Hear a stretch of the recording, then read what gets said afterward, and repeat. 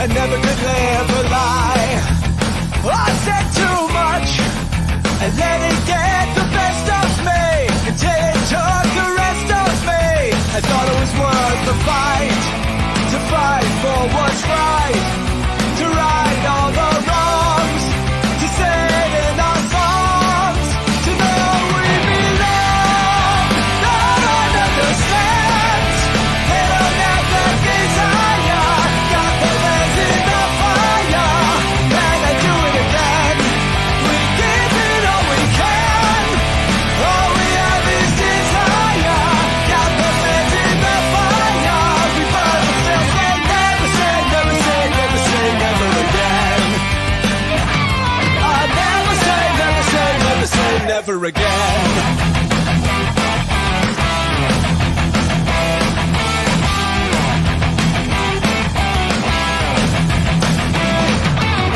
I learned more from one enemy than from 1,000 friends. That heaven takes care of the fools and scoundrels in the end. You learn more from one lie than from Greetings, 1,000 space travelers.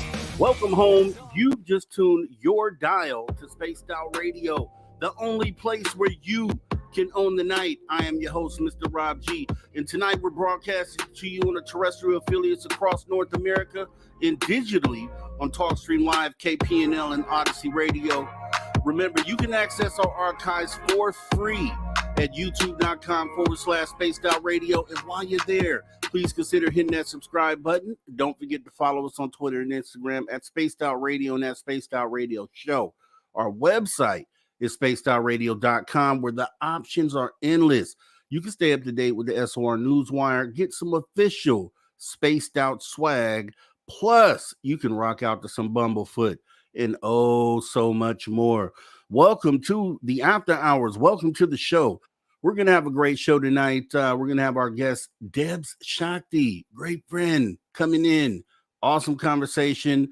And kind of talking about enlightenment and just where we're going, what type of energy we need to be putting out there. It's going to be a great conversation. Can't wait to get into this tonight.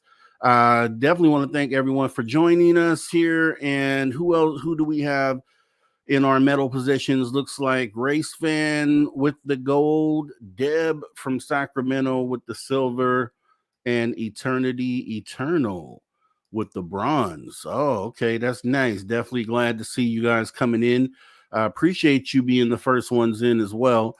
Deb from Sac saying, howdy, Rob G. I just sent over trivia and howdies to all. Thank you, Deb from Sac, for coming on in and gracing us with your presence here tonight. We got Eternity Eternal saying, hi, Rob G. Thanks for coming on in, Eternity Eternal. Hey, right back to you. We got Christine saying, hi, Robbie G. Hi, people. Love. Smiley face emoji. See you at 8. And it's that time, Christine. Let's get it in. We got Roger Murray, June 30th, 1969, 55th anniversary UFO newspaper service started. News clippings around the world regarding UFO sightings. We appreciate you, Roger Murray, for keeping us informed, as you always do. And thanks for coming on in here tonight. Who else do we have? We have Penny. Penny is in here saying, good evening, everyone. Good evening, Penny. Thanks for showing up here tonight on the After Hours on a Saturday. We're definitely getting it in tonight. Who else do we have? Susan Alloway. Susan Alloway saying, hello, everyone. Hey, Susan Alloway. Thanks for coming on in. Thanks for hanging out with us here tonight. We appreciate you showing up. Once again, yes, Race Fan saying good evening, Rob. Good evening, right back to you, Race Fan. Thanks for coming on in. Thanks for showing up.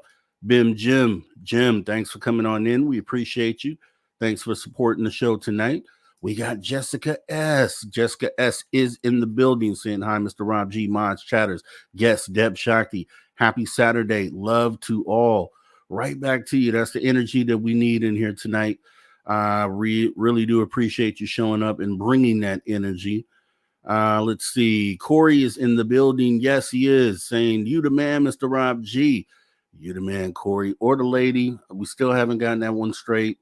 But definitely want to thank you for coming on in here. We do appreciate you showing up. Who else do we have here? We have Lars Jansen saying good morning all. Good morning, Lars. Thanks for coming on in. We appreciate you showing up at the after hours tonight. Invisible Tracker with the cool shades. Appreciate you coming in, Invisible Tracker. Thanks for showing up to the show tonight. Let's see. Bim Jim says, please comment on his videos. If you haven't been over to Bim Jim, check out his videos and leave him a comment. Leave him a comment as requested. Thanks for coming in. Let's see. Who else do we have here? We have Paula Foss. Paula Foss saying, hello, everyone. Hello, Paula Foss. Thanks for showing up tonight. Gory Tiger saying, what's up with the horns? I see you, Gory Tiger. Thanks for coming on in tonight. Welcome to the show, saying greetings. Greetings right back to you. Thanks for coming on in.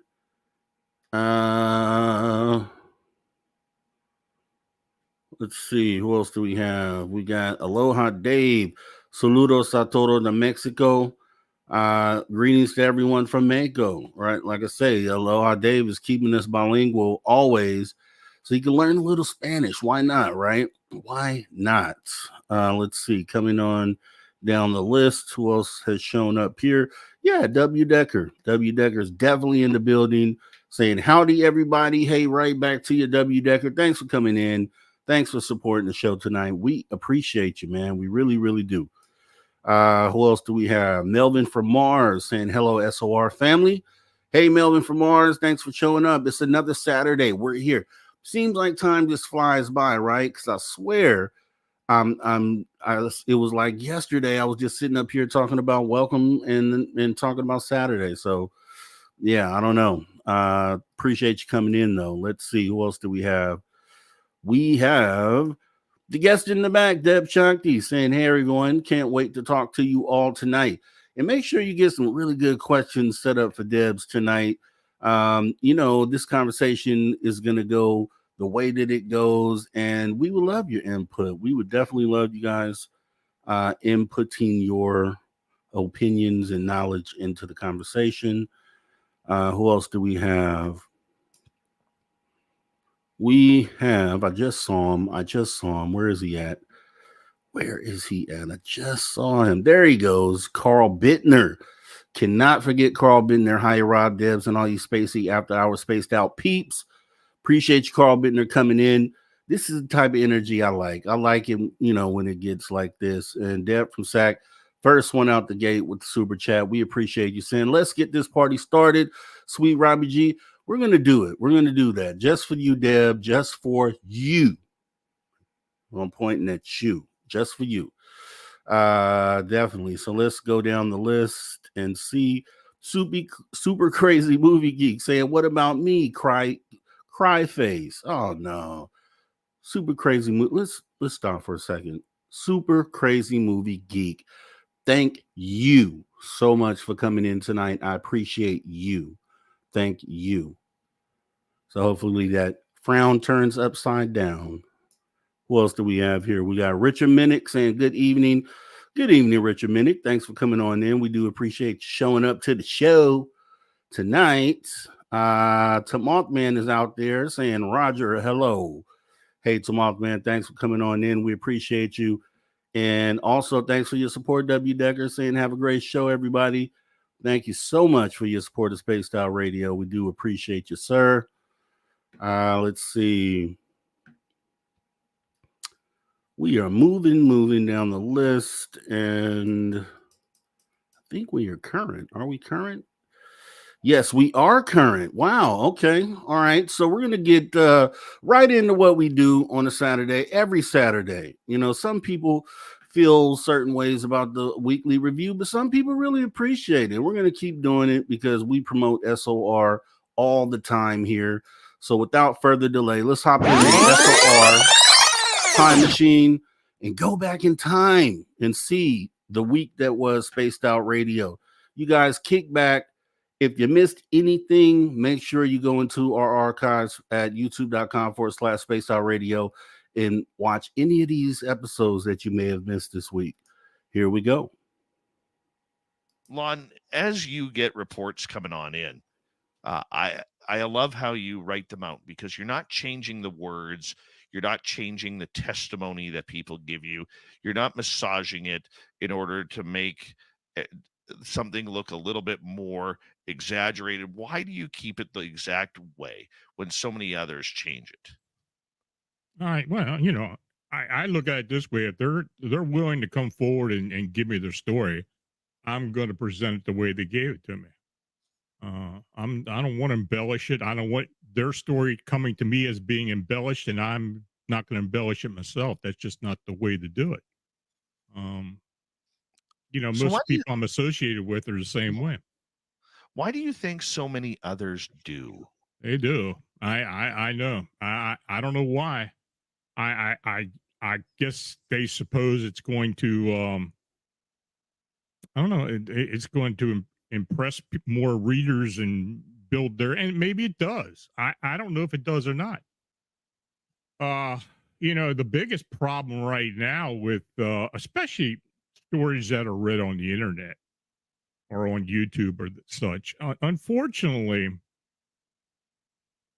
and I think it's a high percentage, very high percentage. A lot of that's AI. A lot of these people generate stories through AI and they read it. And you can tell when you're reading it or listening to it that it's not coming from an actual report. It's something that's been generated by AI or some other means. And I just hope, look, I understand people want to be entertained. I get that. And, we talked about this before. There's a lot of people that are doing this, reading stuff to get a lot of subscribers, get a lot of money on YouTube, make a lot of money doing it like that. But they're not getting reports for the most part. They're getting stuff that's generated. And I'm not going to do that. I'm never going to fall into that trap. You have been to numerous hot spots filming and trying to find evidence of Sasquatch. To this date, what is the best evidence you have seen, and how did it happen? Well, I went to the UP of Michigan, and that was one of my first investigations. I was taken out there, and we found this giant tree X. So this X was massive, 25 feet tall. These logs were massive, and there was a big log put on top.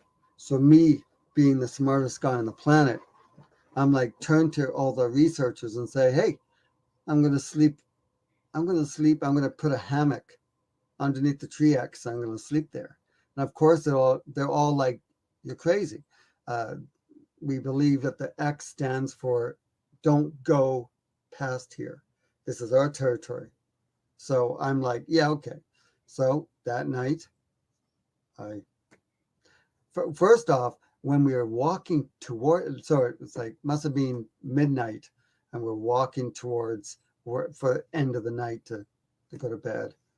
And we started smelling this really bad odor. Like, it was terrible. It was like my feet times 100. Like right now, geez, I should put my feet down. But yeah, so it went away really fast. As soon as it got there, it was gone. Then I tucked myself in, and like 2:30 in the morning, I'm lying there and I hear a crack in the forest, and I wake up and I'm like, what the heck is that? And I feel, I hear it coming, and it's walking. And as it's walking, I feel the vibration of each footstep off of the hammock, the line of the hammock off the tree. And I'm like, oh, what is that? And it stops probably about 15 feet from me, and it grunted in my ear. It was like, and I was like, whoa. And I could feel the vibration off the grunt. And I started getting, so I was so scared that I started shaking uncontrollably. And I'm trying so hard to stay still. because in my head, I'm thinking, okay, maybe it won't know that I'm in here. Because I'm thinking, is it a bear? Is it a wild pig? Maybe, like, I didn't know what it was. But all I was thinking is, if it's really a Bigfoot, it might just hit me on the head. I'm already wrapped up like a burrito, so I could just put it over his back and just walk off into the forest. What would you consider your position at the Hinsdale house? Like, what do you do there? Would you consider yourself a protector? Are you a tour guide? Are you a historian? How would you describe you? Jeez. Well, in the 70s, I was a protector against all of the crazies that came up there walking through field, would come in the back door and sit at the kitchen table and say, I want to see a ghost. That's how bold people were way back then. Today, I do open for certain people. I've opened for Sam and Colby. I've opened for Nick Groff, Katrina Weedman. I've done work with them on the different networks. I'm basically, I guess, a historian. I know I'm an expert on the original story of the Dandy family. I'm one of two, Clara Miller and myself. Everybody else is, they tell the story, but they get a lot of it wrong. Of after they've heard me tell it over 5,000 times, and I've been to the house about 5,100 times. That's a lot of visits, Dave. That's a lot of visits. When I think about it, I think I'm more crazy than I thought I was. But I'm a historian on basically on the Dandy family story. And I hope to be an historian on everything that happened up there from 1853 when the house was built till today. And there's a lot of in-betweens that we're still working on, a lot of history we're looking for. The McMahon family, which the house is on the road named McMahon. It was named after the family. They lived there for approximately 100 years, from 53, actually 61. Michael McMahon first bought the house in 1861, and his family continued to live there up until about 19, I want to say 1962, 1963. So there's a lot of stuff going on there, but it's all the stuff in between. And like I said, Father Al had told us that a priest had cleansed this house in the 20s. So were the McMahon family, were they having problems? We don't know. You've talked to people who have had encounters with ghosts, monsters, UFOs, aliens. What do they all have in common the first time they see that monster? Honestly, I think for many people, myself included, the first encounter is usually one of disbelief.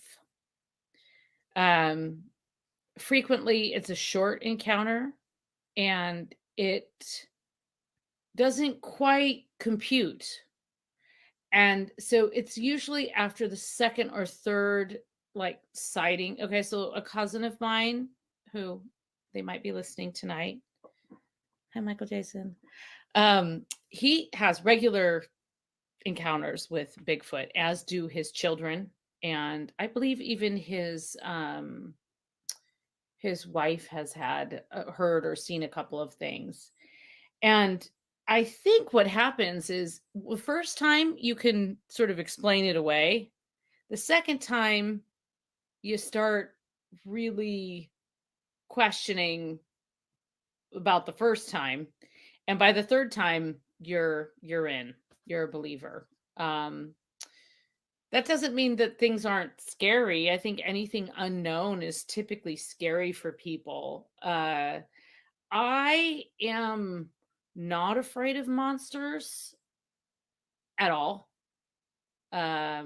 Because I think that when I've encountered something that has been like more on that spectrum, like a more threatening spectrum, first of all, I look at the company I keep. That's the number one thing I do. If I'm in a situation and I'm with anyone else and something happens, then I take that as a warning, and then I take it as a personal warning to myself. Not that this monster is a problem, but that I should recheck my surroundings, who I trust. So I guess like I'm just so locked into the world of all these old stories, and almost the same story again and again and again, different century, same story, that I can't help but plus the very sort of esoteric side of me. I always think these things are for a reason, and it's a very sacred experience, and there's some kind of lesson there. So now, am I going to go seeking some kind of swamp monster? Honestly, probably not. And I'll tell you why. Because if I was the swamp monster, I wouldn't want a bunch of people coming through annoying me with cameras and probes. Sometimes you just have to respect the monster and give the monster some space, and then maybe the monster will make itself known. It had like the entire body and a different color. Like it was like showing up, like, Oh yeah, like, like as if you're looking at like a body. Okay. exactly. So, Had the head, and the broad shoulders and mhm, the arms and the legs standing there, just facing yeah. us, And looking it's directly heated. at us. Like you can see the heat Oh signature yeah, on there. You can see it. Okay. So of course, we're gonna go down there. So of course we're walking down the road, and I wanted to take it slow because I didn't want to lose it. Okay. So we yeah. would take a few steps and I would look and I would go, okay, it's still there, let's go.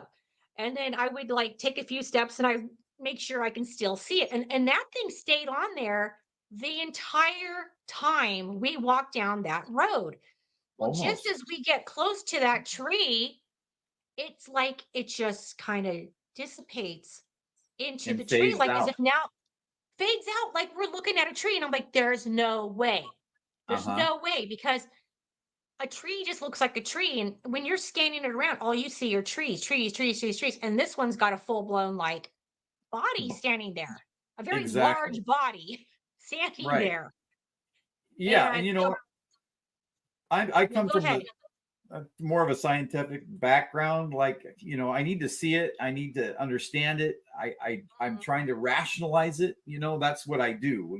When I'm coming across anything that could possibly be a UFO or whatever the case may be, I need to understand it. I can't just accept it outright. I need as much evidence as I can possibly get. So that's how I come at things. So I'm like, what the heck? Because this thing looked like a full body apparition standing there, and big, Mhm. big. So Large.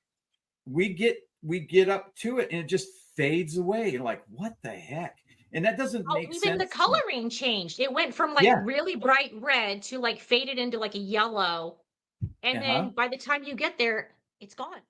There are some people in the field, and I think just with probably any field really, there's a group of people who simply make up stories and embellish, right? There's definitely that.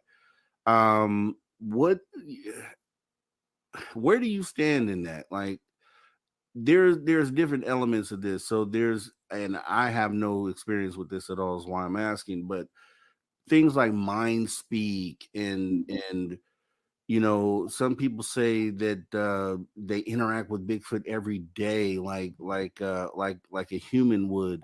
What is your outlook on that? Is it likely? Have you heard things like that? Like, what is your outlook Oh on that? my goodness, yeah. I've spoken to people that have claimed that they've had ongoing encounters with the same family of Bigfoot since they were children. And yet there's no evidence. There's no pictures taken. There's not a clump of fur or anything like that. There's just no evidence.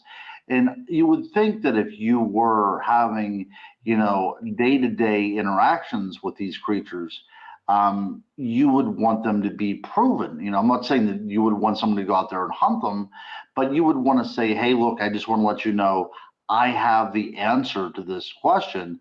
Here's a hair, or here's a photograph or a video, whatever. So I find it very peculiar that these people are going out there and discussing this at length, sometimes even appearing at conferences and having lectures on this without any proof whatsoever. So much of this field is a bit of P.T. Barnum, people probably get in for the right reasons, but the more you're in it, I think the more you tend to elaborate, and sometimes that's not for the best. Now, as an author and researcher, and I write about things other than the paranormal, so I have kind of a reputation that I want to I keep pretty untarnished. If I'm writing in another discipline, the last thing that I want is that, there's that paranormal guy that made this stuff up. So whenever I document anything in my books, I try to make it with everybody that was there. I try to add everybody that was there and their reactions to this subject as well too. And occasionally, whenever there is something rather outlandish, I will have somebody who had also witnessed the event write their own chapter in their own words about what they had seen. I know that I did a show here with Spaced Out Radio a few years ago, and I like to read the comments because there's a lot of trolls out there. And there was one particular one that accused me of making up the stories in order to sell books. And, as much as I'm flattered that they were thinking about me in that regard, like I said, I document everything that I can in ways that there's a follow-up as well, too. So I think that for the most part, people are out there trying to get to the bottom of this. Whenever there's a little bit more of a gray area, is those people that show up out of nowhere and kind of start making quick bucks here and there because they have an experience. Remember now, no research, just an experience, but there's no corroborating evidence to go along with that experience. All right, that was the SOR Week in Review. So once again, awesome content. If you missed any of those shows, you can jump right into our archive, youtube.com/Spaced Out Radio, and get your fix in, get your fill in. Because once again, we do this 7 days a week, pretty much 365. So we'd appreciate if you go ahead and support by rewatching some of the old stuff that you may have missed. With that being said, we're going to go ahead and get into the show.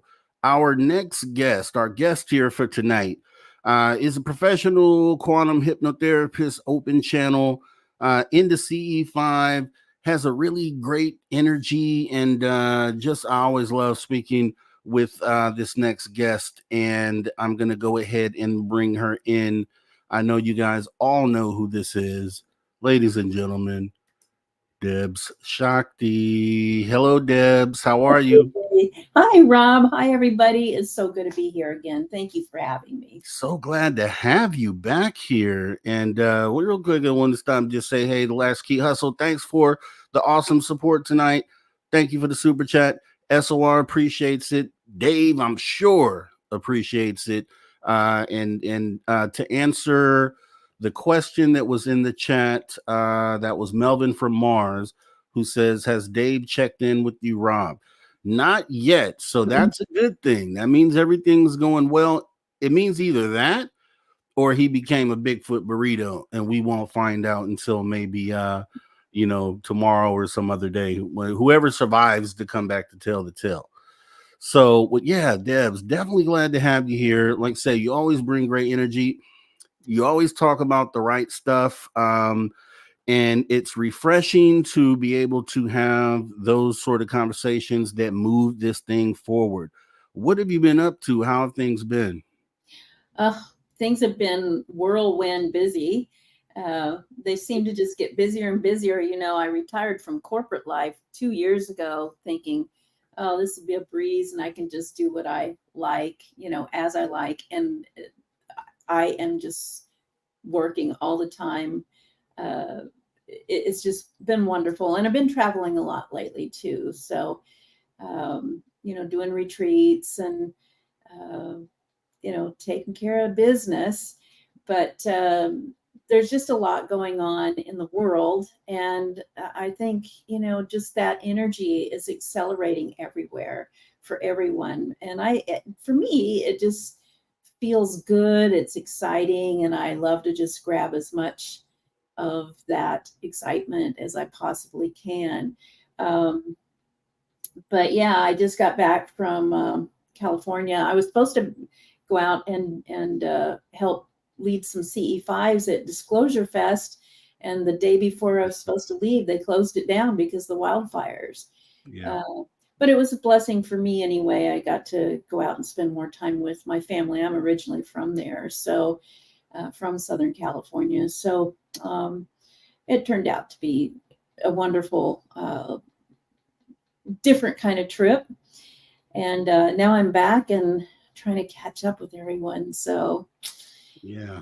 But, I wanted to go. It's an hour. It was an hour south of me. It's right in the Grapevine, and I'm like in Bakersfield, so I'm like right here. So I wanted to go so bad, and then they canceled it, and I was like, but I guess it was due to wildfires up there. So what can you do? Nothing. Yeah, they just took over like Castiac. The fire services did Mhm. the base of operations, and then we found out it was getting really close to that lake too. So it's probably good. And that's where I stop at between here and LA. Excuse me, when I stop at Lake Hughes right there, and we go stop and get some McDonald's or whatever before we go to LA. So yeah, so I was like, it's right here. But I wanted to say this because I know last time we talked, you had mentioned, and we all sat and gave prayers and healing energy for John Yost, who's a good friend of yours. And, unfortunately, he passed on. Yes. And since then, so we want to definitely send love out there, condolences for yourself. And, the community lost a person who was really trying to put this on the forefront. And, when that happened, I thought of you immediately, and it was just like, man, really hit kind of hard.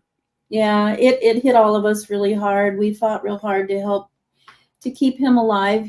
For those of you who didn't know who he was the filmmaker of the movie Alien Abduction Answers. I think I got a copy back there, sitting back there by my radio, which is going crazy right now. Yeah. The beings they're communicating with us right now through that radio. It's very cool. I've got it turned down so they don't like go crazy, but you can see the lights.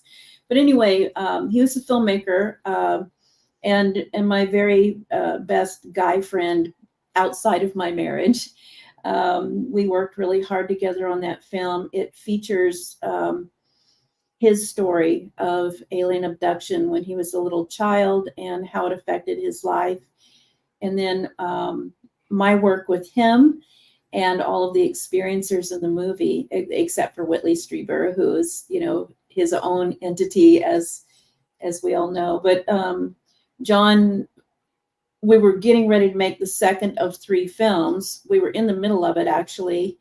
It was supposed to be a trilogy, and then he found out he had aggressive pancreatic cancer, and we spent the whole last year, 2023, trying to get him well again.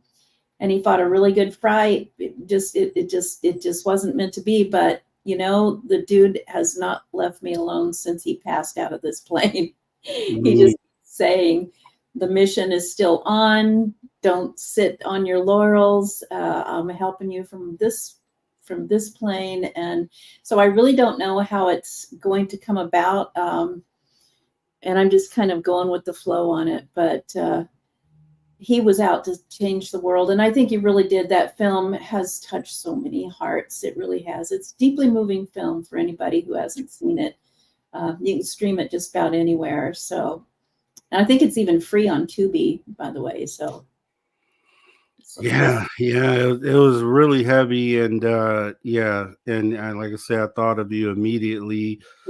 And it was just like, wow. And I would recommend people who haven't seen it, definitely go back, and you'll see him featured in a lot of different things, interviews on talk shows, and kind of maybe go back and get to know who he was, so you can see the mission that he was on, and kind of you'd appreciate it more, I'm sure, with the word. Including Spaced Out Radio. He was on Spaced Out Radio a couple times. Mm-hmm. I think even once with me. So yeah. Yeah, I may have to pull an archive and run an archive next week. I think I'll do that. Oh, right. Cool. Yeah. I can say, since we know that there's a lot of proof or evidence, I'll say, that there's another realm and there is another side. So, I think the good thing is that he has the answers now. Like, he knows, I'm sure he's like, well, I knew it. Like, I knew this is exactly what I thought. So I think that's kind of cool that he gets to have the answers now at this point. Yeah, you said he hasn't been leaving you alone. So have you been experiencing paranormal activity or? Oh yeah. Well, I channel. I'm an open channel, and so I receive messages for other people all the time, and do mediumship. But literally, I think it was 2 days after he passed away. I was sitting in meditation, and he just literally came in. I mean, it's just like he's physical. He had a nickname. We had a nickname for each other. It was Bunky, and it was just a silly little private joke. But he's a big, grand man in his prime. And he was just standing in front of me. And when I was sitting for meditation, he's like, Bunky, you've had a couple of days to, feel sorry for yourself and to be sad, but it's time to get back to work. The mission's not over. And so, I mean, and I see signs from him sometime too. He was quite the Irish man. He was American, but Irish heritage, and his favorite color was emerald green. And about every day, when in my office, when I am able to notice it, at about 3 p.m. every day, there is a bright green orb that just comes in through one of my windows and just moves around the room. And I know it's just him saying hi. I have tried really hard to debunk that it is an orb, thinking, oh, it's a reflection, or it's, something casting off of something in the room or the window.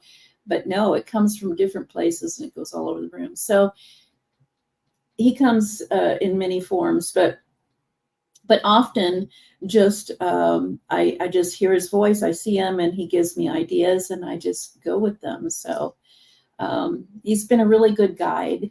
When he was alive, he called me his guardian angel because I worked with him so closely and helped him through some things with my quantum hypnosis practice and the energy work and all of that. And now I think the roles have reversed. I think he's my guardian angel. He's always given me advice. And there have been a couple of times where I think he's actually saved my booty, like out on the highway and stuff. It's been kind of incredible. So we're still good friends. Yeah, that is heavy. That is deep as well. And so I'm sure that gives you that kind of, reignites fire that was already there, but kind of just adds more fuel to that fire, I'm sure, in order to continue on this mission that you're on. So, once again, condolences there. And definitely shout out to John Yost. I before we talked last time, I come to know him through those documentaries and things. So I never met him actually, but I kind of feel like I could pick up on his energy, you know what I mean? And what type of person I felt that he was. And you kind of confirm that with the things that you say. So, and speaking of those orbs, right? So since we've talked, I've had some crazy things going on with me. Cool. With some orbs here at this house. With Spaced Out Radio, we went out to Virginia City, to Reno, Right. for the fan party. And I had some orbs that maybe came from there. I don't know, because we went to the Virginia City ghost on a ghost tour right after Reno. Yeah. And Science Bob and Lala, they said they took something home, some sort of like hitchhiker effect. Hitchhiker, yeah. And when I got back home, like maybe within a week, our Ring cameras just started going off, Mhm. and they were picking up these orbs that were flying around the room, Mhm. which was insane. And so I felt like, you know, when I looked at that, I was trying to determine what those things potentially were. Like, is it something from the other side? Is it potentially extraterrestrial related? Or is it related to the phenomenon that I've already been experiencing here, which is shadow people? But when Mhm. this, what you just told me about the blue or the green orb, that actually makes me feel like potentially it's like a loved one from the other side, because Yeah. with the time that we've been here, we did my we lost my mother-in-law, and you know, we have a like a shrine set up for her in the living room. Mhm. And I kind of feel like, you know, I don't know, but when I hear something like that, it kind of makes me think.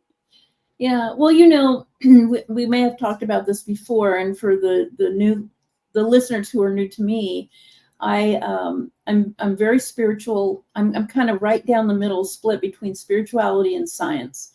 And I'm a huge quantum physics person. I study science all the time, and I work with a lot of top scientists in the field. Um, and what I can say, for me anyway, my perspective on life is that all of these different things are not so different. They're just different forms of the same energy, which includes us. They're all consciousness, right? So orbs, ETs, angels, our ancestors, our loved ones, you know, even fairy folk, you name it, Bigfoot, they're all the same thing. They're just different versions of consciousness. And so are we. And we're all connected through quantum entanglement, through the quantum field.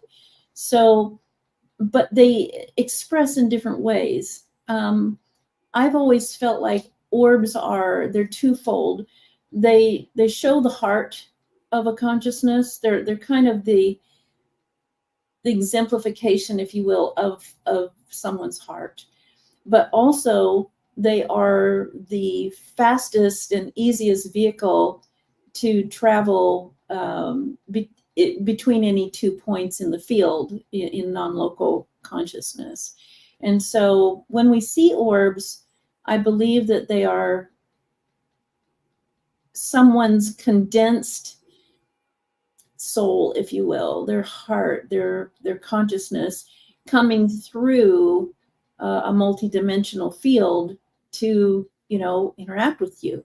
And there's always some kind of an interaction, whether it's just getting your attention, or maybe it's bringing you healing, or it's bringing you inspiration, or a download, or an answer. I believe that the orbs are very, very powerful forms of consciousness.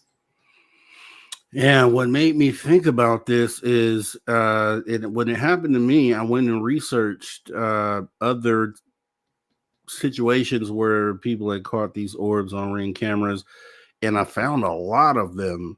Oh, yeah. And so it led me to believe then that if this many were caught on film, how many aren't caught on film?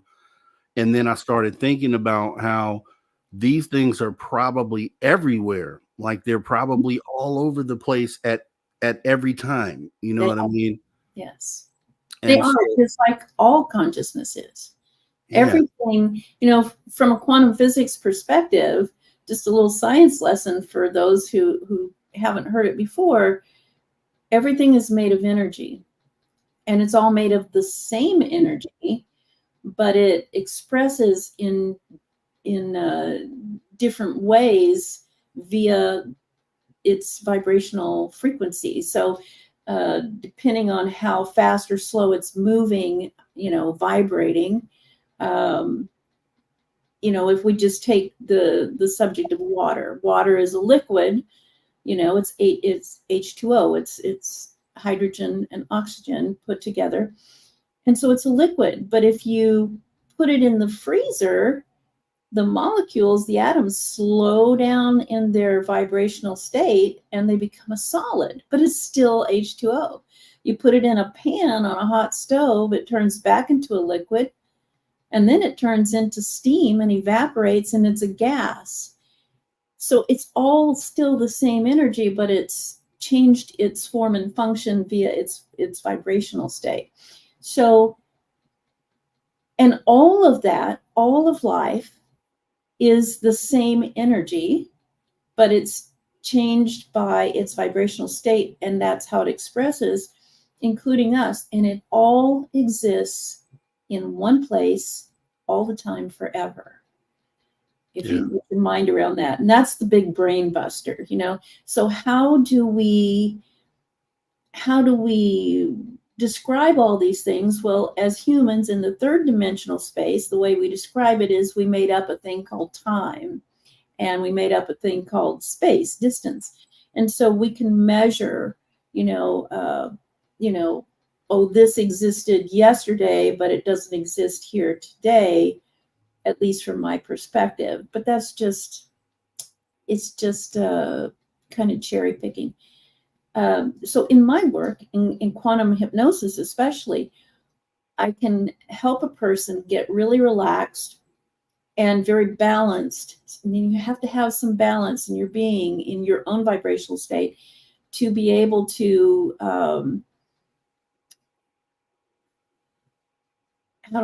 access any bit of information from the quantum field, because it's still all you. It's just expressing in different forms and functions. So we can go back in time, if you want to use that word, or we can go forward into the future, or we can look at the, infinite versions of you, whether that's your ET self, or yourself as a rock, or yourself as a light beam or an orb. We can access all of that, and it's all real. But what's incredible is, in this process, you go to exactly where you need to go to get the answers you need or the healing you need. It's all run by the soul, by kind of like the overbeing. And so we just go along for the ride and pick up the information, and incredible things happen. Sorry to go off tangent there, but I just say, those orbs, they're another form of you communicating with yourself.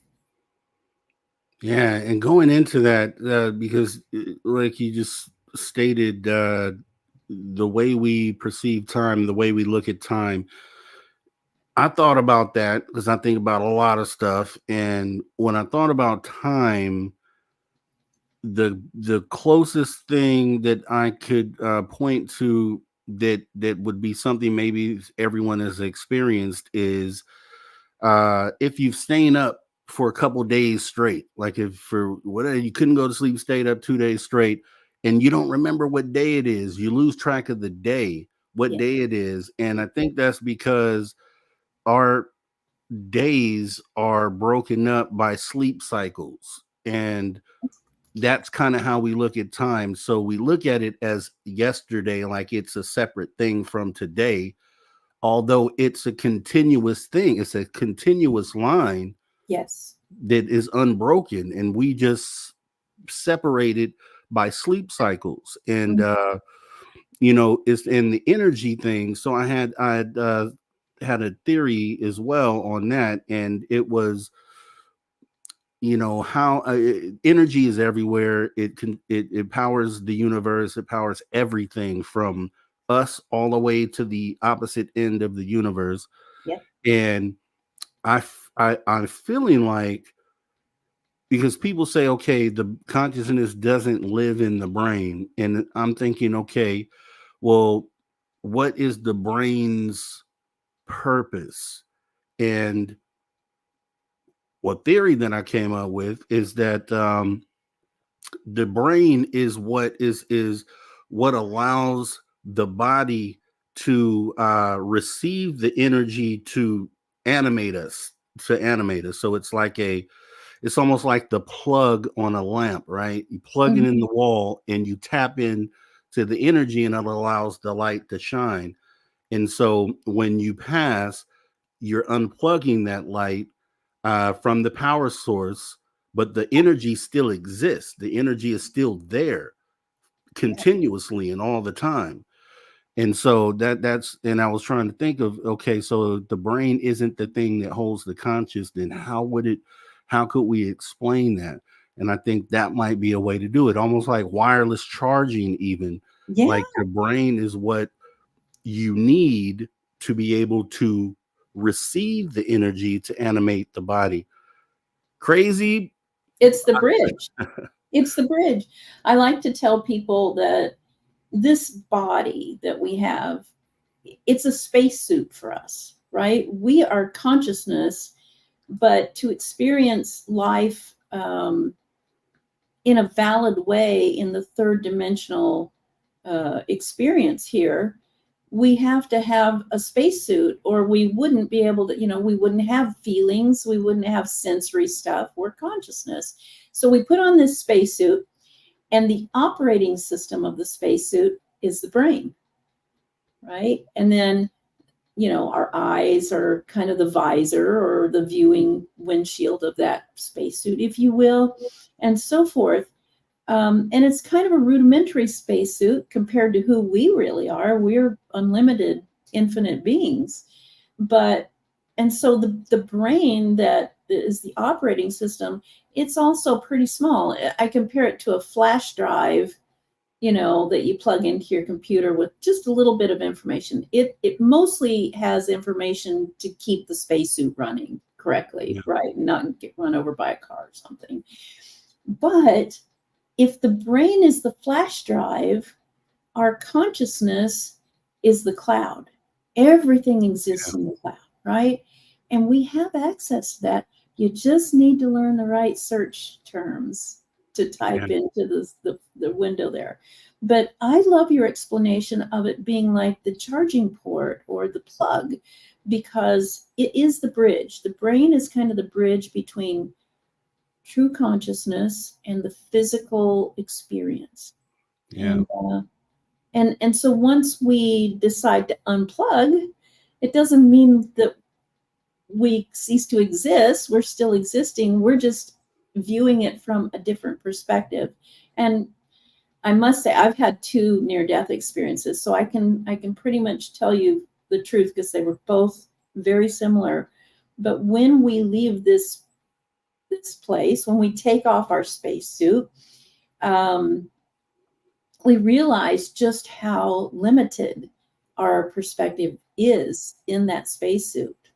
If you think about our astronauts who are walking around those big clunky spacesuits, and they have a pretty big visor, but your field of vision is still pretty limited, right? You're just kind of looking ahead. That's kind of how we're seeing things. And so we become very polarized by what we are looking at, and we think that's reality, and it's just a little tiny speck of reality. So it's a cool subject to get into. I could talk for hours about it, but I'm sure we have other things to talk about. But I love your explanation of the brain. I think it's really cool.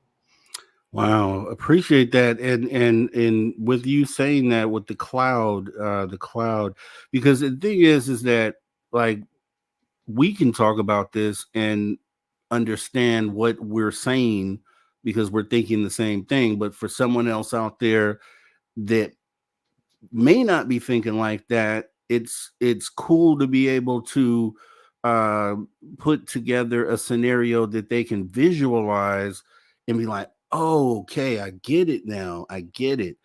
And I think, like, with downloads, it's as simple, like something to explain that would be as simple as a smart device, an iPad, accessing Wi-Fi, right? And being able to pull that out of the air. Like, we can do that with the device, right? So that's essentially what you're talking about as far as being able to download from this cloud. And then it just makes so much sense that, yeah, of course we can do that. Yeah. It just makes sense. I think it's so cool. We explain these things in the metaphors of the time that we are living as human beings. If you would have asked someone to explain this, 1,000 years ago, they would have explained it, in a different way, probably using terms like gods or spirits or whatever, and that bespeaks separation, but where there really is no separation of anything. It's all one thing, just like our body is made up of trillions of cells, right? And each cell is very unique in what it does. There are types of cells that work together to form different functions, like maybe running your heart or your lungs or whatever, or your blood, but they're still part of that one big thing. And that's really what we are. So I talk a lot about this because there's so much divisiveness in our world.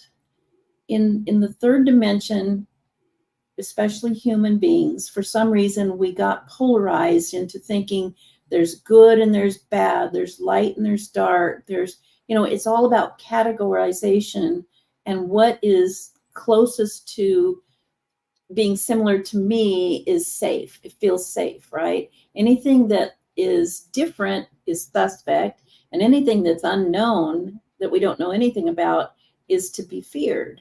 That's kind of how we're brought up, but it's absolutely untrue because we're all part of it. We're all part of each other.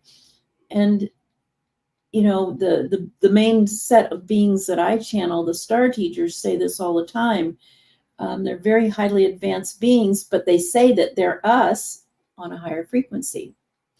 And so what they say is that the only way to, I hate to use the word ascend, but jump ahead to get up, into the higher frequencies, like where they exist, where there is no, negative dichotomy, where there is no fear or anger or greed or all of those things, is we have to learn how to love each other for who each of us is, unique cells of the same body, and work together. And once we do that, then we jump up to that higher frequency. And they say that we do that because we've already done that, or they wouldn't exist. Again, another kind of mind infinite loop, but I on the days where everything seems to be going wrong in the world and all you hear is fear and hatred and anger and sadness, I have to remember that they say that we've already done it, that we do it. And here's the kicker, Rob, and everybody listening. The last few years, the last 10 years, they have said, we do it in this lifetime, in this timeline. So what we're living right now, it feels like it's going really fast. It feels like everything is just kind of caving in and falling apart and all that. That's on purpose because we're getting ready to make that jump. They say more than likely we have to kind of come really close to a catastrophe on a global scale before we decide to do this. But we do it. And that gives me so much hope for humanity. It really does. Yeah. And that's kind of what it takes. We've built ourselves so far into this thing that we call regular or normal society and it's so far away from where we're supposed to be. And I gotta think that any ETs that are aware of this and are taking notes or taking notice of what we're doing, tracking us, have to have like a proud moment, right? When they see us doing like what we're doing now with enlightening conversations and kind of expanding our consciousness and our abilities. They have to be sitting back like, yeah, they're getting it. They're getting it. Yeah. And I kind of feel that. Have you noticed because as coming up as a kid, before I fully kind of opened my mind into this, I would see other people like use meditation and things of that nature. So there was already an element of people trying to enlighten other people, but I don't know if it was a real thing, like if it was on a large level. And within your lifetime, have you noticed it growing, that whole enlightenment concept growing amongst humanity? Yes, and it's growing and expanding exponentially. You know, I was born in the 50s. I'm really a pretty old person compared to most of your listeners, and to you. But you know, my growing up years, my formative years were during like the hippie revolution, right? And that's kind of when the civil rights movement, all of those, and you know, women's rights and all kinds of things were going on at that time. And then it just kind of propelled us into a continuously accelerating expansion.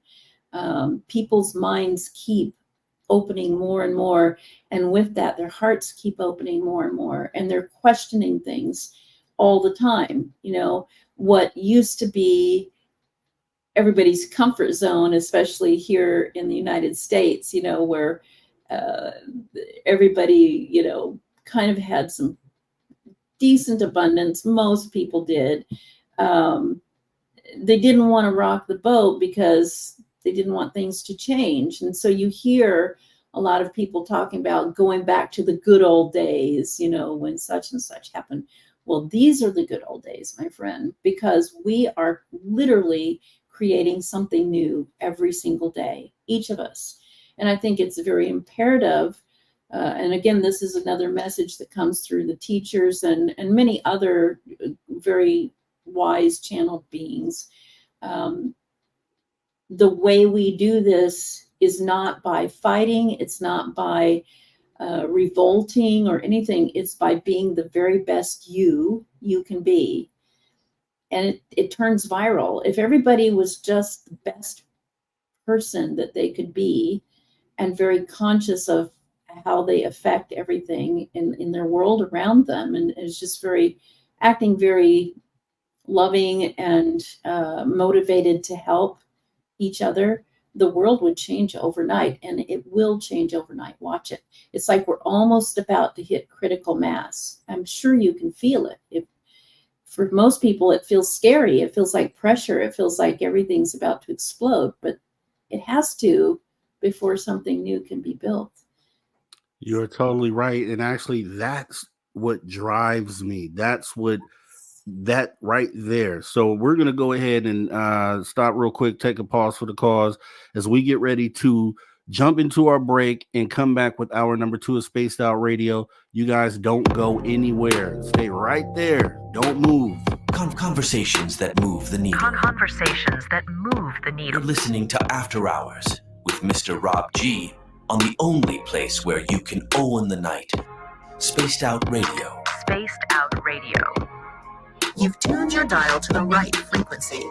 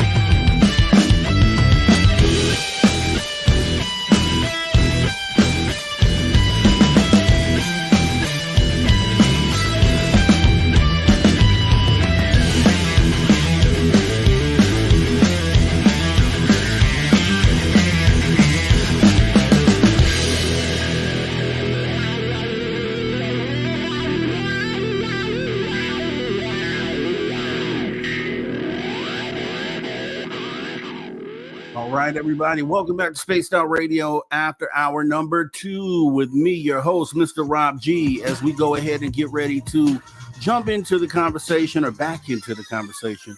But first, space travelers, you're already traveling space. Your space travelers already. Consider taking the next step and join the club.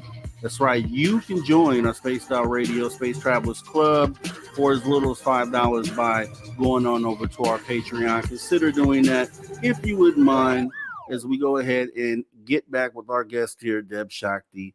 Debz, okay, yeah, we're in some awesome stuff there. CE5 real quick, because when we left Virginia City, we did a Skywatch right after that with Melinda Leslie and Jax Lee, Dave Scott, bunch of other people were there. And we tried to, the intention was there, I guess, to trying to bring something in. Unfortunately, we didn't have any luck. So I was hoping Debz Shakti would have been there to be the one to summon in the craft. So we'll have to set something up, because I need to call on your CE5 powers to kind of, bring something in, because I want this to be, I still feel like it's the quickest way to disclose what's going on to the rest of the world. What have you, as far as C5 goes, have you done anything with that lately? Have you been out on any sky watching to do this? Sure. Yeah. I mean, for those of the listeners who don't know me, I've been an experiencer since my earliest memories, like babyhood. So, CE5, Close Encounters of the Fifth Kind, which means human initiated ET contact, where you actually invite them to come visit, is a fairly new concept. As far as it's almost a brand, and it was created by Dr. Stephen Greer. It's a set of protocols that really do help people connect. But basically, anyone can do it. It just takes getting quiet in a meditative state, usually, and having this, what I call heart coherence. And that's the big piece. And if you're with a group, it's really hard, especially like, you guys were out there together, a lot of people coming to the big party and everything, who went out to do Skywatch or CE5, but it's difficult when you have this big group of people who have different, sets of agendas or wishes or dreams about what they want to do. It takes some getting people together and bringing them into a heart and mind coherence first, so that you're of one vibrational state, and you send this kind of signal out into the quantum field where the rest of our relatives live, and invite them in. And so what I want to say too, Rob, is that people get really kind of attached to seeing the lights in the sky, or seeing a spacecraft, or actually a physical being, and thinking that that's a close encounter. But you may have had a lot of contact, but didn't recognize that you had a lot of contact out there. You had some pretty cool people there with you, and I have a feeling that some stuff happened. But when I take a group out, and I do often, and I do it in not just locally, but I do it at big retreats. We teach people how to do this, how to go back home and start these things for themselves and get a group together. But it's very helpful to kind of be able to bring people together, like through a meditation. We often do some yogic things like breath work together, maybe even chanting a tone or a sound together. Sometimes we do a lot of drumming, or even some people like to dance together. Anything that brings people into that kind of oneness feeling. And when you get that, and then you send that telepathic message out to the universe, please come visit us, that's when the powerful stuff really happens. So Yeah, I think what happened was, truthfully, I think it was kind of rushed because it was at the end of the night and we were trying to hurry to the spot. Some people were late. And Mhm. I don't think, because from what I've heard, is talking to you and talking to others, that there's a whole like coming together process that needs to happen first and kind of getting everyone on the same frequency. And I don't think that part actually happened. So I think we just probably didn't do the necessary steps to have an experience. And then we left pretty quick too. So Yeah. after we got Oh, there, we were only there for 30, 45 minutes. oh, So yeah. No, yeah.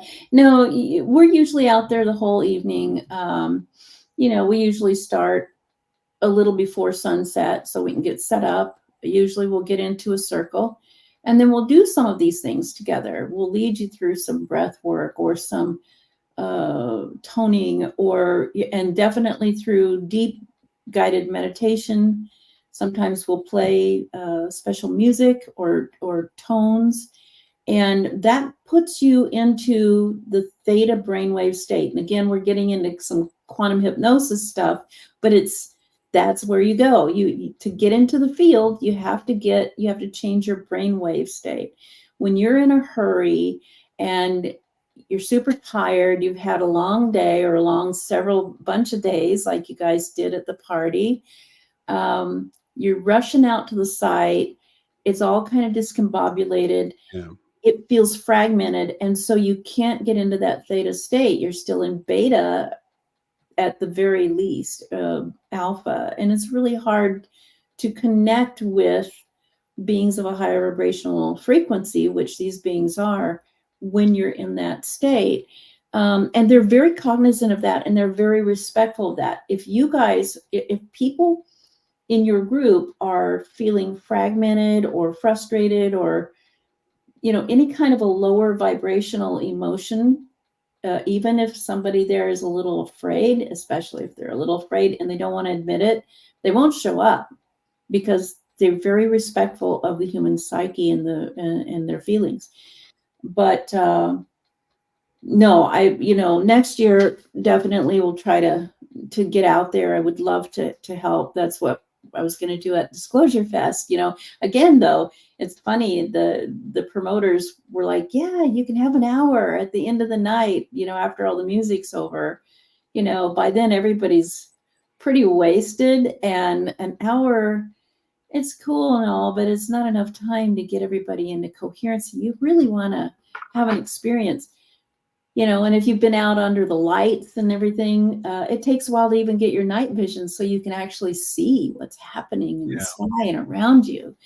But this year it just didn't work out. I had a lot of things happen that kept me from coming, but I'm really going to try next year because I was like, oh, why can't I be there? I was hearing everybody talk about how much fun they were having. So No, what I'm gonna do is next time I see Debz Shakti on a flyer or as a guest for some, then I'm gonna go to the event so I can then be in the presence of Debz Shakti.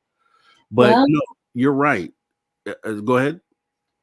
no, I was going to say we do have the biggest retreat that I co-lead every year is happening the first week of September, right after Labor Day, Okay. up in Wisconsin. But it's in Wisconsin, Rob. It's a bit of a little jaunt for you, but it is the most mind-blowing thing every year. It started out, I think this is our 6th or 7th year. Started out just as a small group of people doing CE5 and learning CE5, and we call it CE5 contact and consciousness work is really what it is, making contact in many different ways. And it's grown over the years to where we are in this year, we're teaching and having presenters come in and to show you many different ways of making contact with various means of consciousness.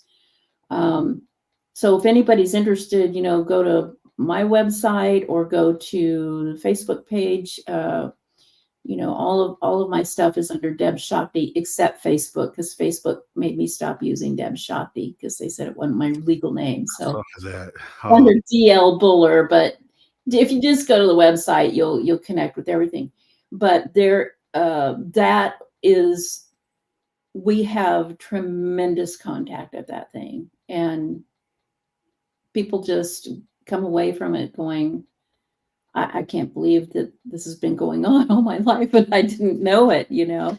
So, but Yeah, and I think that's, I mean, that's actually, you know, when you think about it, you have to be in the right mindset. Like that's like the most important part. And I kind of feel like we just kind of went out there and kind of really didn't set ourselves up for success, really. In Wisconsin, that's you know, that's flatlands, right? Wide open skies sort of situation. actually where we are is up in northern Wisconsin, up by the Canadian border, and it's in what they Oh, call the Great North Woods. It's at a lake resort that my friend Melissa owns. We're business partners, and it's a very dark sky, so you can see everything, the Milky Way, the planets, everything. It's incredible. Our location is a 360 view. It's out in the middle of a meadow that is surrounded by these forests. And so we have had Sasquatch activity as well. All kinds of beings, all sorts of paranormal stuff, but definitely ET contact. It is a hot spot, and they love connecting with us there. It's an amazing thing. So yeah. But I do them all over the place, and you know, so I can always just hit you up and let you know where I am. But or people can just go to the website and find out. But we always, every time I take a group out, we have contact of some sort, and it's undeniable. It's just incredible because it's pretty easy to get people into that state of coherency when you've been doing it as long as I've been doing it. Right. So, but you need more than 30 minutes. You really do. yeah. I want to feel that because I can, in my head, I can understand what it must feel like to be in that state, and me being a person that is open, and I feel like I'm unlocked in certain ways for certain things that I want my body to feel that, like just my being to be able to feel that. And so it's something that I have to do this year at some point. Also, the regression therapy as well. So I kind of want to take myself out of body almost, you know what I mean? And that's kind of what I'm looking for this year. And I guess what we could do is lean into, with that being said, is lean into superpowers, right? Yeah. So what I know when I think superpowers, what do you think is superpowers? What are superpowers, and how may we unlock them? Everybody has all the superpowers. I just want to start with that. I was born with what we call the superpowers, or you know, in more professional terms, the psi gifts, all turned on. They were all switched on at birth. You know, most humans come in and with it kind of on sleep mode, so you can have a valid human existence, you know, of separation, limitation, you know, physical stuff. But the way to get your superpowers or your psi gifts turned back on and to be able to work with them consciously in a beneficial way is it's pretty easy. You just have to start learning how to tune in. And so meditation of any type is a really good way. It's kind of the free way to get there. And I teach that all the time. In fact, again, guys, if even if you don't have any money to pay a teacher to learn this stuff, my website's got hundreds of hours of free stuff on it that will teach you how to do this. And you can do it with me on those videos. Just go into the media section. But happy to work with anyone. That's what I do. But the way you get those superpowers to come online again is to just make sure that you really want them and that you're not afraid. People say they want to be telepathic, or they want to be psychic, or they want to be able to move things with their minds or whatever, but deep down they're a little bit afraid, because most of us have been raised to believe that that's coming in league with the devil, or that it's not right, and that's just old rhetoric. That's just old dogma from religious or other organizations that want to kind of hold you back, for their own prosperity. But and practice, practice with a friend, just practice meeting of the minds at a certain time for 10 minutes a day, and send a thought or a visual to your friend and see if they pick on it, and let them send you something and you write it down, and then you check with each other, and pretty soon you start to notice you're starting to get bigger and bigger hits, right? The other thing is to really, again, it goes back to being in that higher vibrational state. So being in a joyful state, a loving state, a grateful state, a forgiving state, a state of being in service, that raises your vibrational frequency. And when your vibrational frequency is at a pretty high place, and it's sustained there for any amount of time, then stuff starts happening for you. You don't even have to try. It just starts falling into place. And I think that's the main thing. But again, to raise your vibrational state, it's helpful to meditate. And I'm not talking about just sitting on a cushion for 30 minutes at a time and chanting Om or something, or trying to ignore all your thoughts, because that's impossible. But it's about finding a place of ease in your soul. So maybe it's taking a walk in nature, or maybe it's drawing, or playing music, or dancing, or cooking for your family. They're called flow states, right? In the corporate world, we call that a flow state. When you lose your sense of time, when you lose your sense of the needs of your body, and you lose kind of your sense of the outside world or the environment. So I know, Rob, you've probably experienced this at some point in your life where you were really engaged in something, maybe even the show, and you're like, wow, that time just flew by. I didn't even realize it was that time. And I didn't eat breakfast or lunch. I was so engaged in that.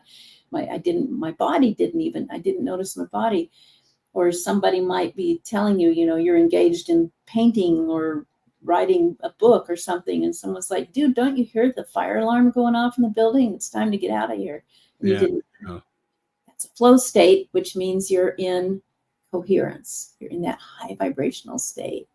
So anything, dancing, yoga, anything, playing with your puppy, those kind of things raise your vibrational state. So try to raise your vibrational state as much as possible, as often as possible, and you'll start to notice synchronicities, like, when your best friend's getting ready to call you on the phone, or you will be able to finish somebody else's sentence that you're with, or suddenly you get a bright idea about something, and it's the best thing that could have ever happened to you, where you were really struggling to find that thing.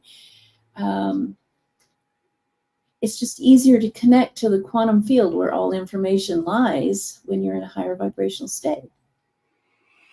Yeah, that's awesome. And that's awesome advice too.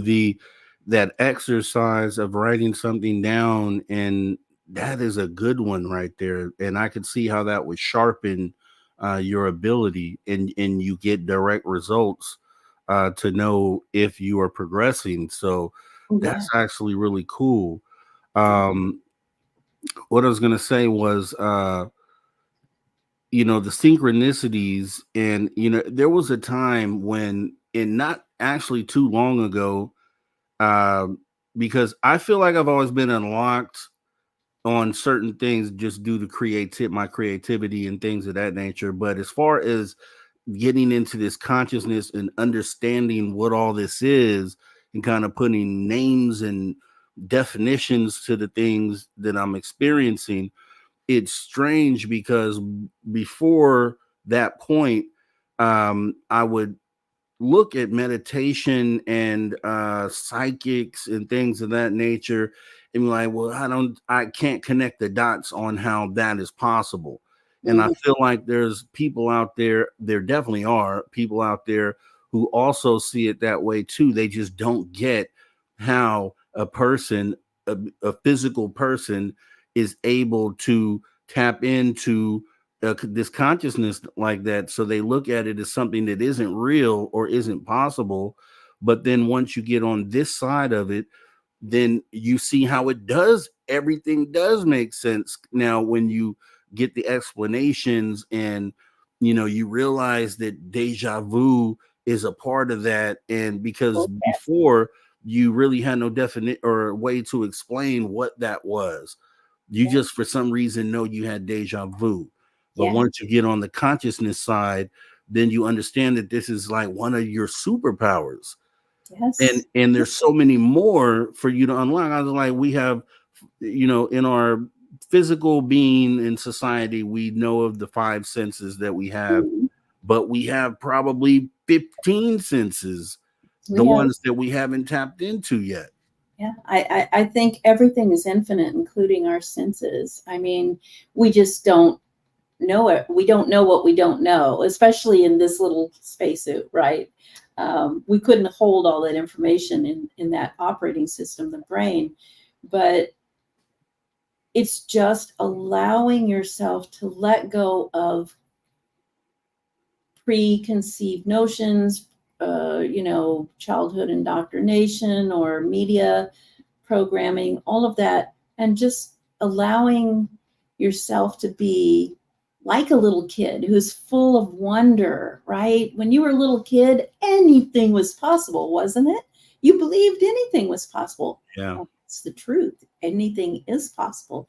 We are unlimited, infinite beings with infinite superpowers, but they're just, a lot of them are in sleep mode right now, just because, and this is a big one, and this is going to hurt some feelings, but we overstimulate ourselves and become very attached to the third dimensional physical world, which is not, it's very hard to access from 3D, all of that other stuff.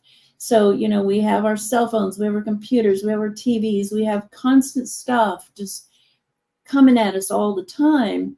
And with all of that static, all of that stimulus, it's really hard to break through to the great universal stream of consciousness.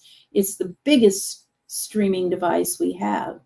And it all comes through the technology of a little bitty thing in the center of the top of the head of the brain called the pineal gland. Yeah.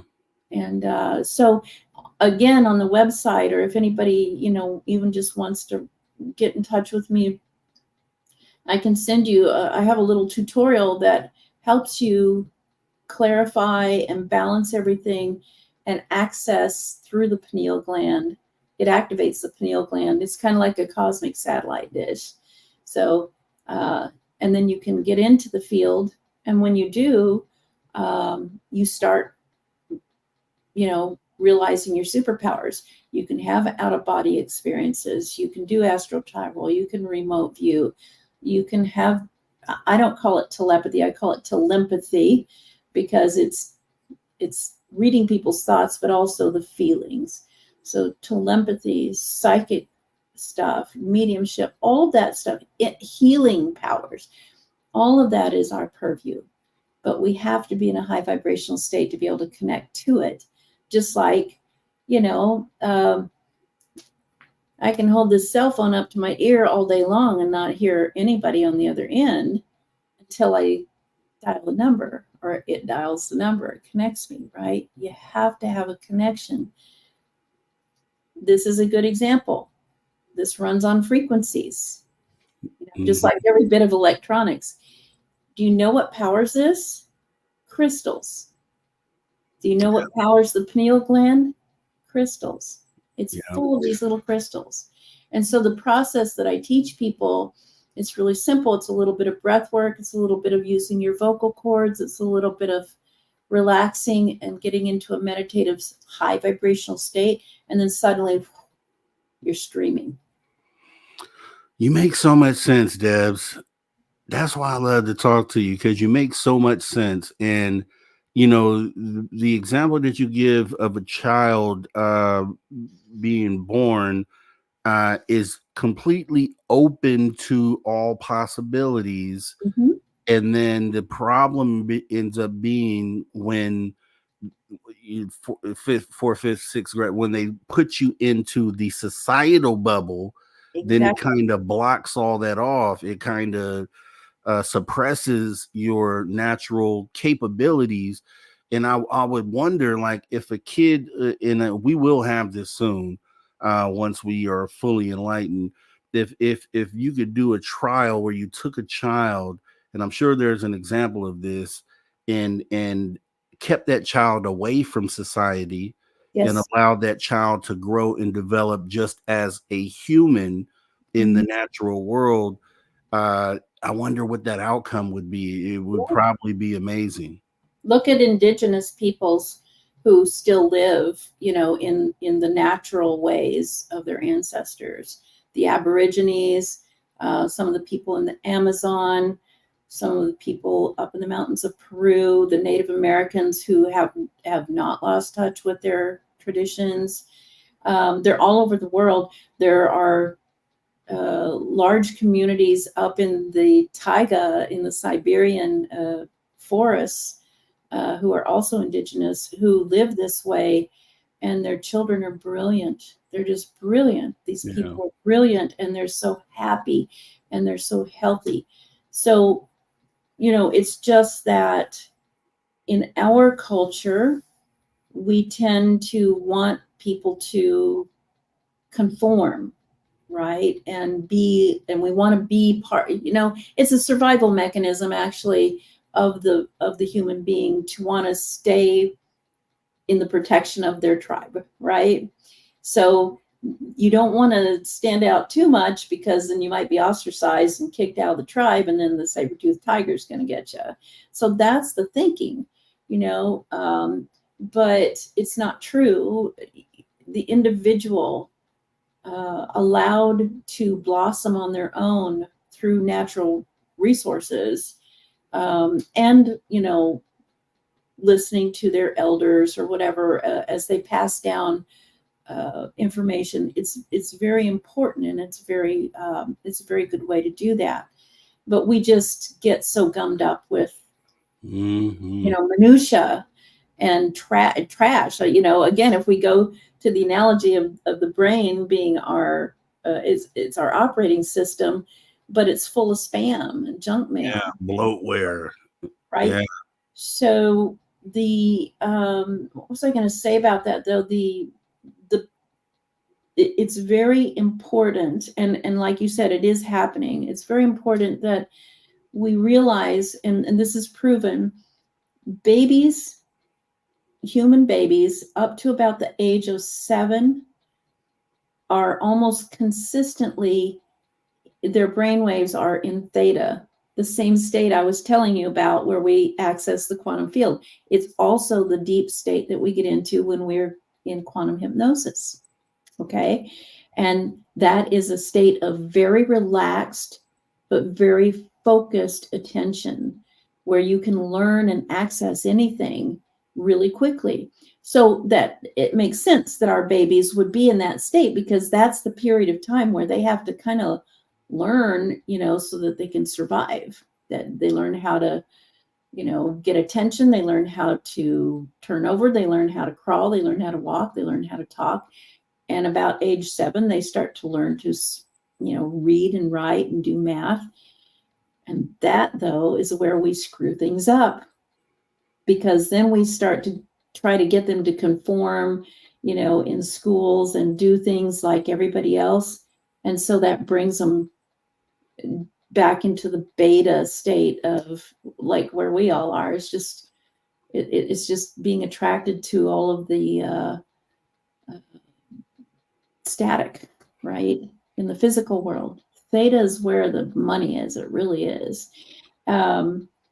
So, but when we look at indigenous cultures,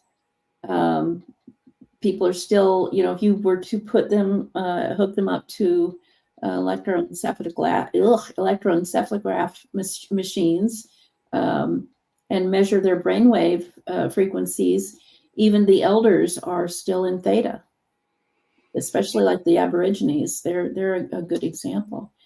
Why? Because they never allowed themselves to get all caught up in all of this outside stuff, just enough to survive and take care of the spacesuit, but not attached to it.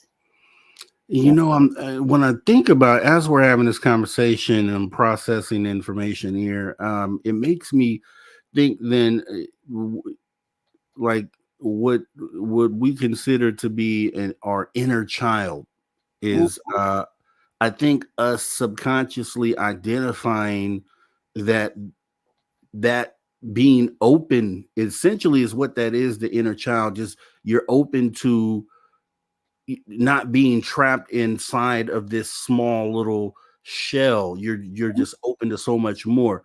And maybe that's what we're seeing when we identify that we have that inner child. And I'm thinking about it, and I would probably ask you, do you identify with the inner child inside of you? Is it something that you consider still there? I absolutely do. I always make a joke of, when I decide, I'll decide what I want to be when I grow up, if I ever grow up. I'm 68 years old. I still don't know what I want to be when I grow up. I just, I'm having too much fun being me, right? And so I always try to remember how good it feels to be that little child full of wonder, with no fear. You think about it, when you were a little kid, most of us, sometimes we'd even skip breakfast and run out, couldn't wait to run outside to go play. We didn't have a plan. We didn't have any rules. We didn't have any boundaries of, oh gosh, I can't just run out the door because the boogeyman's going to get me. Nowadays, it's a lot different. But when I was a kid, we ran free. And we didn't come back, especially in summer, we didn't come back till it was time for supper. And our parents were fine with that. They knew that we were going to be okay. But my gosh, did we have adventures? I mean, whether it's just lying on the ground and looking really closely at the blades of grass and the ants walking around in there and all of that, or going off and playing in the woods or riding your bike, that feeling is the feeling that we should be feeling every day. Guys, it's the feeling of liberation, of freedom, because we are ultimately all free beings. We're just free, unlimited souls, but we've bought into the illusion that we are this thing here that is so limited by the physical constructs of the body and our environment and our society. And we're not. We're completely free. Yeah, definitely. And yeah, I mean, I was just thinking about that. And those people who don't identify with the inner child are the ones who are just trapped in this matrix and have lost touch with the fact that you're more than what society tells you that you are. And that's why I've never understood why, someone says, oh, you're old, you shouldn't dress like that. And it's like, well, why? Why does that make any sense? I get it all the time, and I'm like, who cares? We live in a society that is built on fear because that's an easy way to control people. Don't dress that way or you'll be, everybody will reject you or laugh at you or whatever. So what? There are just as many people who would delight in, however you're dressing, or, don't choose that vocation. It's no good. It's, not going to make you any money. Well, so what?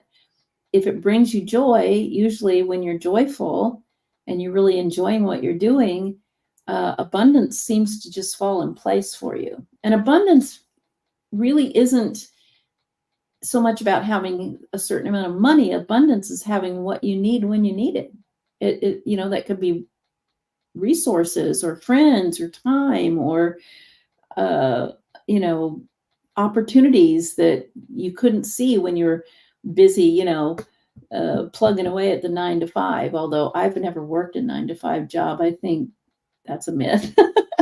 My jobs always started earlier and ended later, but you know what I mean. The conventional way of doing things in our society is it's just a construct. It's just something that somebody made up, and everybody agreed that we're all agreeing, even if we don't like it, we're agreeing this is the way things are. And you hear people say that all the time. Well, that's just the way things are, or it is what it is. But it doesn't have to be. If you're brave enough to go into the abyss of the unknown with some excitement and some wonder, the unknown is where all the magic happens. That's where everything in the quantum field exists, and you can cherry pick what you want. You don't even have to try. Yeah, if I want to play with builder blocks, then that's what I'll do. I don't care what my age is. I don't care. And I think, just making light of that, but I think it really does. I think that for someone who wanted to look at this logically, could probably look at that and see that just that feeling alone, identifying the inner child, and then why that is even a thing. Yeah. Opens you up to realizing that what you're really feeling and what you're seeing is that there are things within you that you have yet to explore or yet to unlock. It's almost proof of that. Yes. And so that's kind of exciting and amazing at the same time. Yeah, I mean, I could, oh man, I love this. I could get in we could riff on this all night forever. But okay, so let's do this. The superpowers is an awesome topic, but let's get into let's see. Okay, let's get into contact. Contact, what in your bio: consciousness, ETs, interdimensionals, orbs, celestials, ultra terrestrials.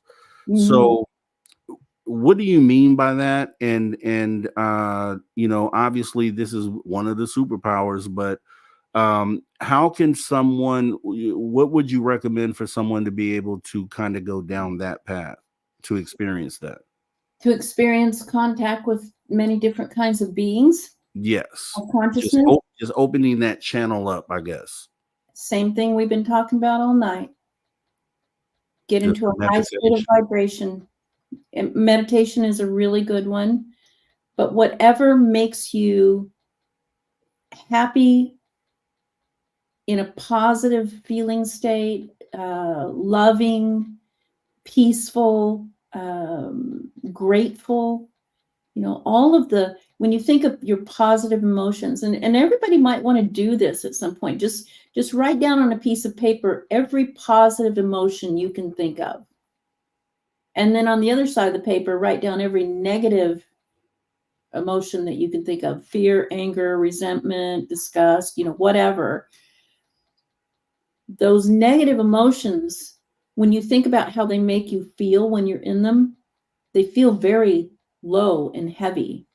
They're a very low vibrational state. When you think about what it feels like to be excited, passionate, grateful, victorious, your heart wants to leap out of your chest almost on some of those. That's a high vibrational state. Strive to find a way to keep yourself in that high vibrational state, and you will be making contact with these beings. Why? Because they're not out there or up there They're here. Remember, all energy exists. It can neither be destroyed or created. It exists forever, all in one place, in different forms of vibrational expression. So when you're in a high vibrational state, then you're able to perceive the beings who are in that high vibrational state, right? So when you are in a low vibrational state, you may also encounter beings, but what are they going to be like? They're going to be scary monsters. They're going to be demons. They're going to, that's how you're going to translate that. So the higher the vibrational state you can get yourself into, the more you're going to perceive ETs, angels, whatever, interdimensional beings, whatever you want to name them. They're just all here all the time. Like you said, before you got your Ring cameras and started catching orbs on them, did they just show up when you got those cameras? No, they were already there. But the Ring camera is able to, and some of our smartphones are able to capture more frequencies than our human eyes can capture. Yeah. And that's why we're so able to capture them now and see them. And it's fascinating. You're like, oh my gosh, did they all just show up? Well, no, they've always been here, but you weren't able to perceive them because you weren't in the right frequency. Before long, you'll be able to see them all the time without these devices. And that's where we're heading, actually. We're heading back to our true selves, which is, we're able to perceive those things. But again, there's some tutorials and exercises on my website that can help you get there. Or I'm happy to work with people to get them there. I have an online school called the Quantum Dojo, but it's been on hiatus for a couple of years just because I don't have time to consistently teach in it. But that's kind of what it's like. It's teaching people in groups. So these retreats kind of are the things that I use now to teach with, just because it's so hard to get to everybody, personally. But but yeah, meditation of any sort, and there are so many there are infinite ways to meditate, guys. Don't get hung up on the one thing that you saw in a movie or read in a book. Meditation is just a place of being at peace and relaxed enough where you can tune in, and that's all it is. So however you get there is easy. Now, let me ask you this. So, being the way that society has negatively affected humanity for as long as it's been around, and we've been stuck in this cycle, this wheel,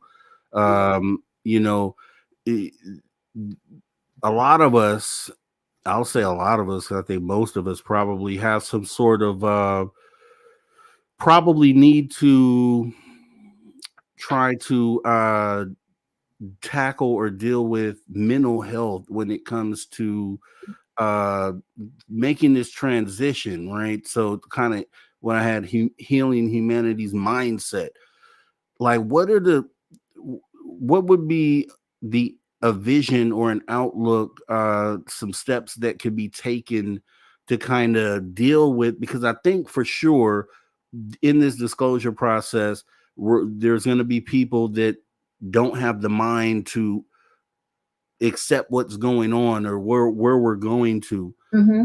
What do you think we could do to try to address those issues or those individuals? Well, that's a very important question, and thank you for bringing it up. And that's why I want to talk to everybody listening.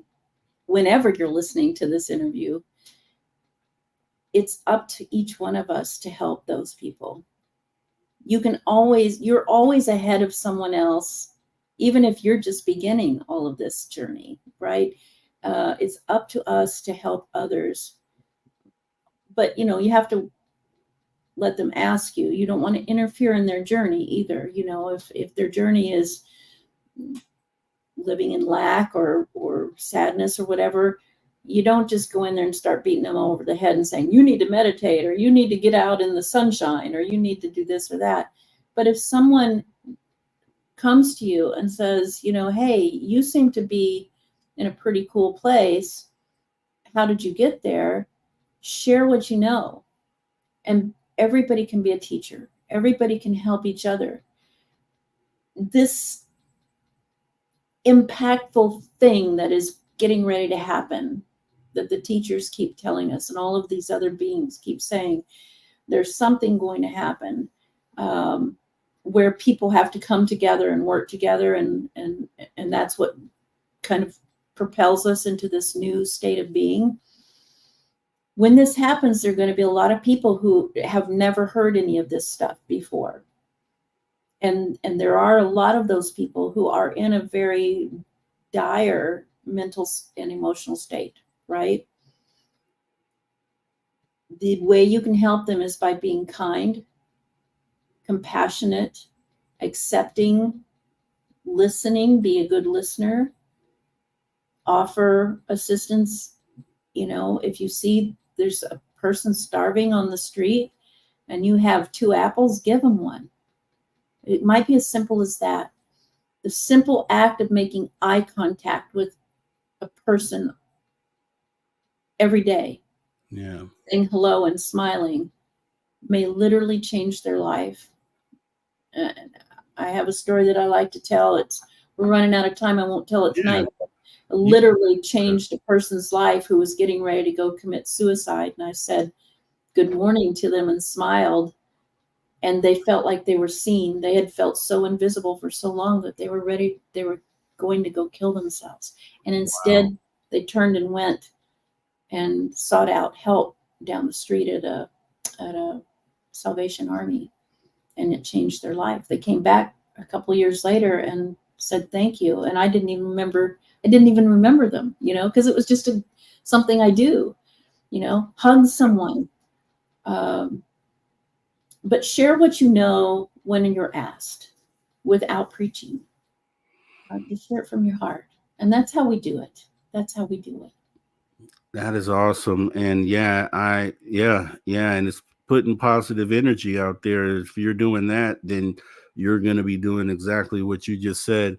And that's what I do as well. And it's a natural thing. I just, say hi to everyone that I come across. I look them in their eyes, and make that soul connection. You know what I mean? And you're right, because you never know, that could be the best thing that happened to that person that day. And I think everyone should obviously do this, but I think we should, set something up. I don't know how you could formulate something where you have a group that specifically deals with the mental side of disclosure. And maybe that's something we can talk about on the next time. Maybe so. I do have an experiencer group called the Vortex that I meet with every month, and I do work with them. And most of those people are highly traumatized and very intimidated at first, and but somehow they find it, and we get in there. There's also really big groups, like Opus is one. Many groups where people can, get help. MUFON even has a wonderful experiencer resource team. So there are places people can turn, and I'm part of those groups, and I'm happy to help. They always are wonderful and refer people to me. But yeah, again, if you guys, if you like what you hear here, get in touch with me, and I can either, get you in my group, or I can, whatever feels better to you, I can, at least steer you a different way. There are groups out there, and they're growing. And if you feel called to help, maybe you start your own group in your own neighborhood. Be brave. Don't feel freaked out that you don't think, oh God, I don't have a degree in this or that or whatever. If you are a person who has come through something and come out on the other side successfully, and then I think it's important for you to share that with others. and help them. It's Yeah. kind of that thing that they do in Alcoholics Anonymous, become a sponsor to another alcoholic, Exactly. right? That's how we change That's this. what I was thinking of. Yeah. That is awesome, Debz. Yeah, we moved the needle again tonight, and I totally appreciate you coming on. And that's why, it's just a beautiful thing. And I love having these conversations, the ones that matter, you know what I mean, and resonate. And this will be in perpetuity. This will be here forever for someone to watch and listen to. And I'm just glad that you are out there doing the work. And I'm glad that we were able to do this tonight. So thank you for coming on. Rob, thank you so much. You always give me such a wonderful platform to just, riff with everybody. The chat tonight has been incredible. Your listeners are amazing. And I just love all of you. And I just thank you from the bottom of my heart to let me come on and, do my thing. I'm nobody. I'm just a person who loves other people, and I want to help. So thank you for allowing me to do that. That is very important, Debz, to be that type of person. And where can everybody find you? Website is debzshakti.com, DEBZSHAKTI.com. And most social medias are under that name, except for Facebook, which is DL Buller, BULLER, which is my legal name. But if you go to the website, you can get all of my other socials and contact me directly and see, you can learn a little bit about who I am more than what I was talking about tonight, because I've lived a long time, so I've got a lot of cool stuff in there. I've crammed a lot into this 68 years of this spacesuit. So, well, we have to do this again. We'll be on break. Me and Dave, we're taking like 2 to 3 weeks off at the end of July, just shutting it down and revamping a lot of the stuff we're doing, and then we're coming back. So I would love to have you back, like as one of the first guests coming back. And we can go ahead and set it up. Okay. Yeah. You heard it here. Debz Shakti, everybody. Thank you so much, Debz. Enjoy the rest of your night. Have a great weekend. Take care, and we will talk soon. Much love, everyone. Bye. Take care. Bye. Yes, guys. Healing humanity's mindset and enlightenment. Moving the needle with these conversations, guys. Some people don't like this side of it or don't like this aspect. Some people want to come in and hear spooky stories and things of that nature. What moves the needle? What moves us closer to where we're trying to go, right? That's what I do. That's what I want to do, and that's what you have here on the After Hours. Like it or not, I mean, it's something that needs to happen, and it's something that we'll continue to do. So I appreciate everybody being here. We're going to go ahead and take a pause for the cause as we get ready to jump into our final break of the night and conversations get that with move the Travis needle. Conversations that move the needle. You're listening to After Hours with Mr. Rob G on the only place where you can own the night. Spaced Out Radio. Spaced Out Radio. You've tuned your dial to the right frequency.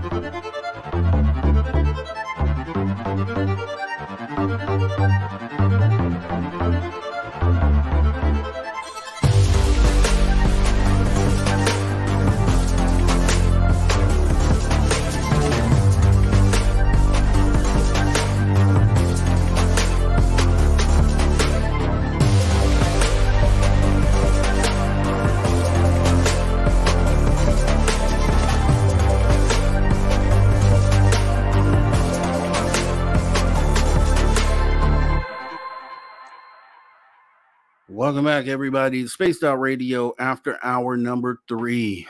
Man, we're having an awesome show. I really want to thank our guest again, Debz Shakti. Great person. And second time we had her on. So if you love this conversation, jump back in our archive, youtube.com/Spaced Out Radio, where we had another awesome conversation. And, those are the type of people that I like to bring in through the show. And yeah, if you guys have any suggestions for guests, I know I haven't done this in a while, but definitely let me know. You can actually leave a comment in this on this video, or hit me up on Facebook in the After Hours chat, or Rob G on Facebook, and put who you would like to see on the show. Preferably someone who moves the needle, right? Someone who will come in and have a great conversation. So with that being said, we're going to go ahead and get into the hour 3 with our guy. You see it on the screen. Paranormal reporter with who? None other than Travis Moostus. Let's go ahead and bring the big guy in. How you doing, Travis? What's going on? How you doing this Saturday? Double Yeah. woo. That's how I feel too, man. I want to say that too, man. So you said it for me. That's the energy that I have right now, and that's what I feel. We got Christine in the audience saying Moostus. Moostus. There we go. There we go. Yes. What up, Travi boy? Okay, yes. Travis is here in the building, and yeah, I love having you here, man, because I love getting your perspective, point of view on a lot of the things that we talk about.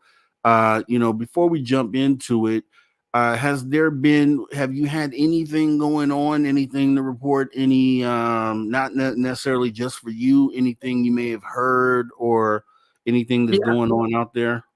Yeah, like a lot of around this time of year, there's a lot of spiritual activity, and this tends to lead to a lot of I should say visitations and different type of orbs and I should say spirit apparitions that tend to can be seen or people are feeling the presence of. And my buddy ended up sending me a a picture there of you know, it was like what was it? This is an example though. This is a while back. Right now though, at this time, I should say, is like there has been a lot of reports of different kind of, like, I should just say, different activity, people seeing the orbs and, you know, in the trees and lights around in the skies and stuff. So it's been, you know, it's been kind of active in that sense. But I have a picture that's just like from a while back, an investigation me and my bro were doing, and I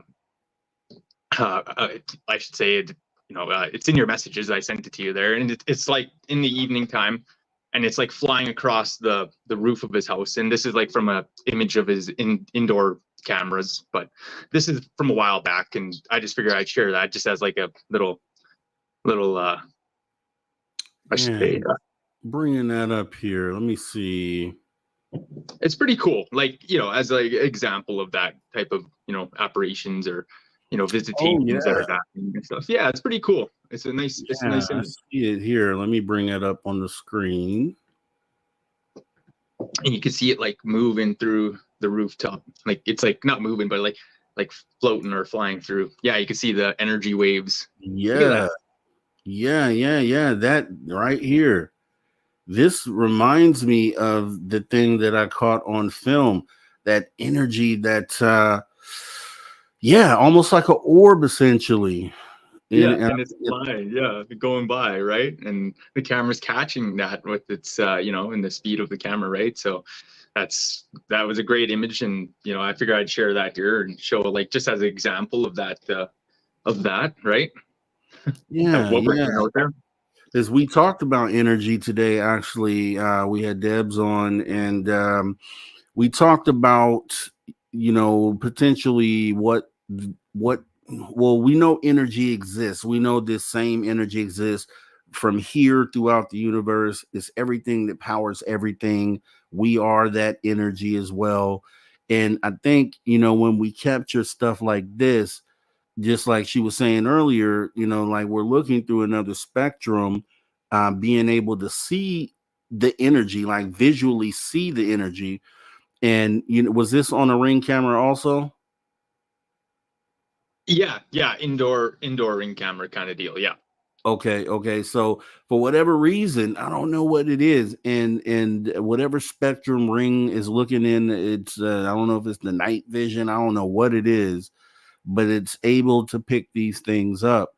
And we talked about how, you know, when I did research after I had my orbs, I went online. First thing I always do is go and see who else experienced this. And I was finding so many different examples of these things, or this energy, or these orbs showing up on these Ring cameras, that it just made me feel like, or led me to believe that what we kind of already know, which is this energy is everywhere, and we just can't see it with our own eyes. You know, it's taking us to look through another spectrum in order to see it. But it just kind of, just like it with science, or, you know, we put out the theories, and then those theories end up being proven. And it's kind of the same thing here, where we always felt like, or, you know, that energy existed everywhere, even within us. And then, you know, courtesy of Ring, we get a chance to visually see that, which I think is awesome. Yeah, and like the whole like the video that he sent me was like a couple of, like, I think it was like 8 minutes long or 6 minutes long, but he ends up, like, before that ends up, like, you see that he ends up hearing something in the house, like feeling a presence, and he gets up and he's like looking around and stuff, and then that ends up flying out of nowhere, like, you know, out of the existence, right, flying by. So like I said, it was definitely visitation, and, you know what I mean, and he was you know, he's been getting some pretty cool stuff like that, right? So like he'll send it to me and get my you know, honest opinion, my, you know, what's my take on the situation. And, you know, we go over it a little while there, we have a few chats, I go over and do the spirit box every now and then, and yeah, we get some pretty interesting voices, different types, female and male, and it's very interesting stuff. So like it's a highly active place due to a lot of the underground waters and rivers that are running through there, and so I just figured I'd bring that on and show that, because that's pretty cool. But that is awesome. Yeah, so this time of year is a great time, like high activity for a lot of the inner earth portals and out, like on the surface too, and from the like I should say the outer existence of our universe. And this connection brings forward a lot of these different cryptids and different beings that are able to, you know, travel to our earth and are into our realm, and are able to visit this certain point in time, I should say, in life and in this existence. And so there's a lot of that going on as well too with people. I should say, if you're out there experiencing that or seeing that out there, or you're getting a lot of you know, the ETs are coming around too, right? So people are having a lot of that happening, as well as getting a lot of visitations. And for most that don't tune into it, that it happens like a lot of times it's happening already, like you were mentioning there, Rob, with the unseen world. You know, the spirit world it's always around us, right? And it's always going on, regardless of whether or not we you know, are consciously taking effort to you know, perceive it, right? So it's going to be there naturally. Everyone will eventually see this world for what it truly is. It just, at this time, it's still in the process of that transition. But in time, it will take place, and people will start to experience more of these things and start to take into account for this other side of the existence, I should say. Yeah, and I always we talked with the guest yesterday, another awesome guest, Ronald Murphy, and you know, we talked about if we were able to put on a magic pair of glasses that would allow us to see the unseen, would we see like cryptids and all these sorts of things just running around? Because, you know, when we talk about like the Bigfoot and even paranormal and just these things that are going on potentially like right in front of us, but in the next realm, that if we had the ability to see through that, like would we see, you know, all sorts of stuff? And I give you an example, like for instance, even though we walk around this earth as is currently, there's all sorts of radio waves and things that are all around us all the time, going through us, Wi-Fi and all these frequencies that are out there, that if you could put on a pair of glasses that would allow you to see that, you would literally see radio waves everywhere, all around you, just everywhere. And it's almost like we know that that's a thing because we get Wi-Fi, we get internet, we get radio stations, we, you know, so the proof is there that they're there. We just can't see them.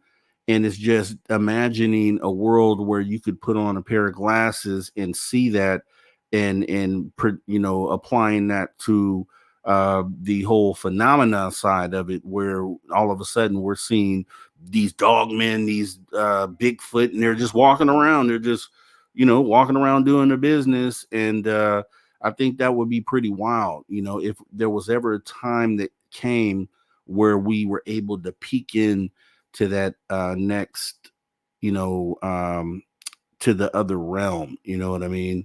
I think that'd be pretty wild. What do you think about that?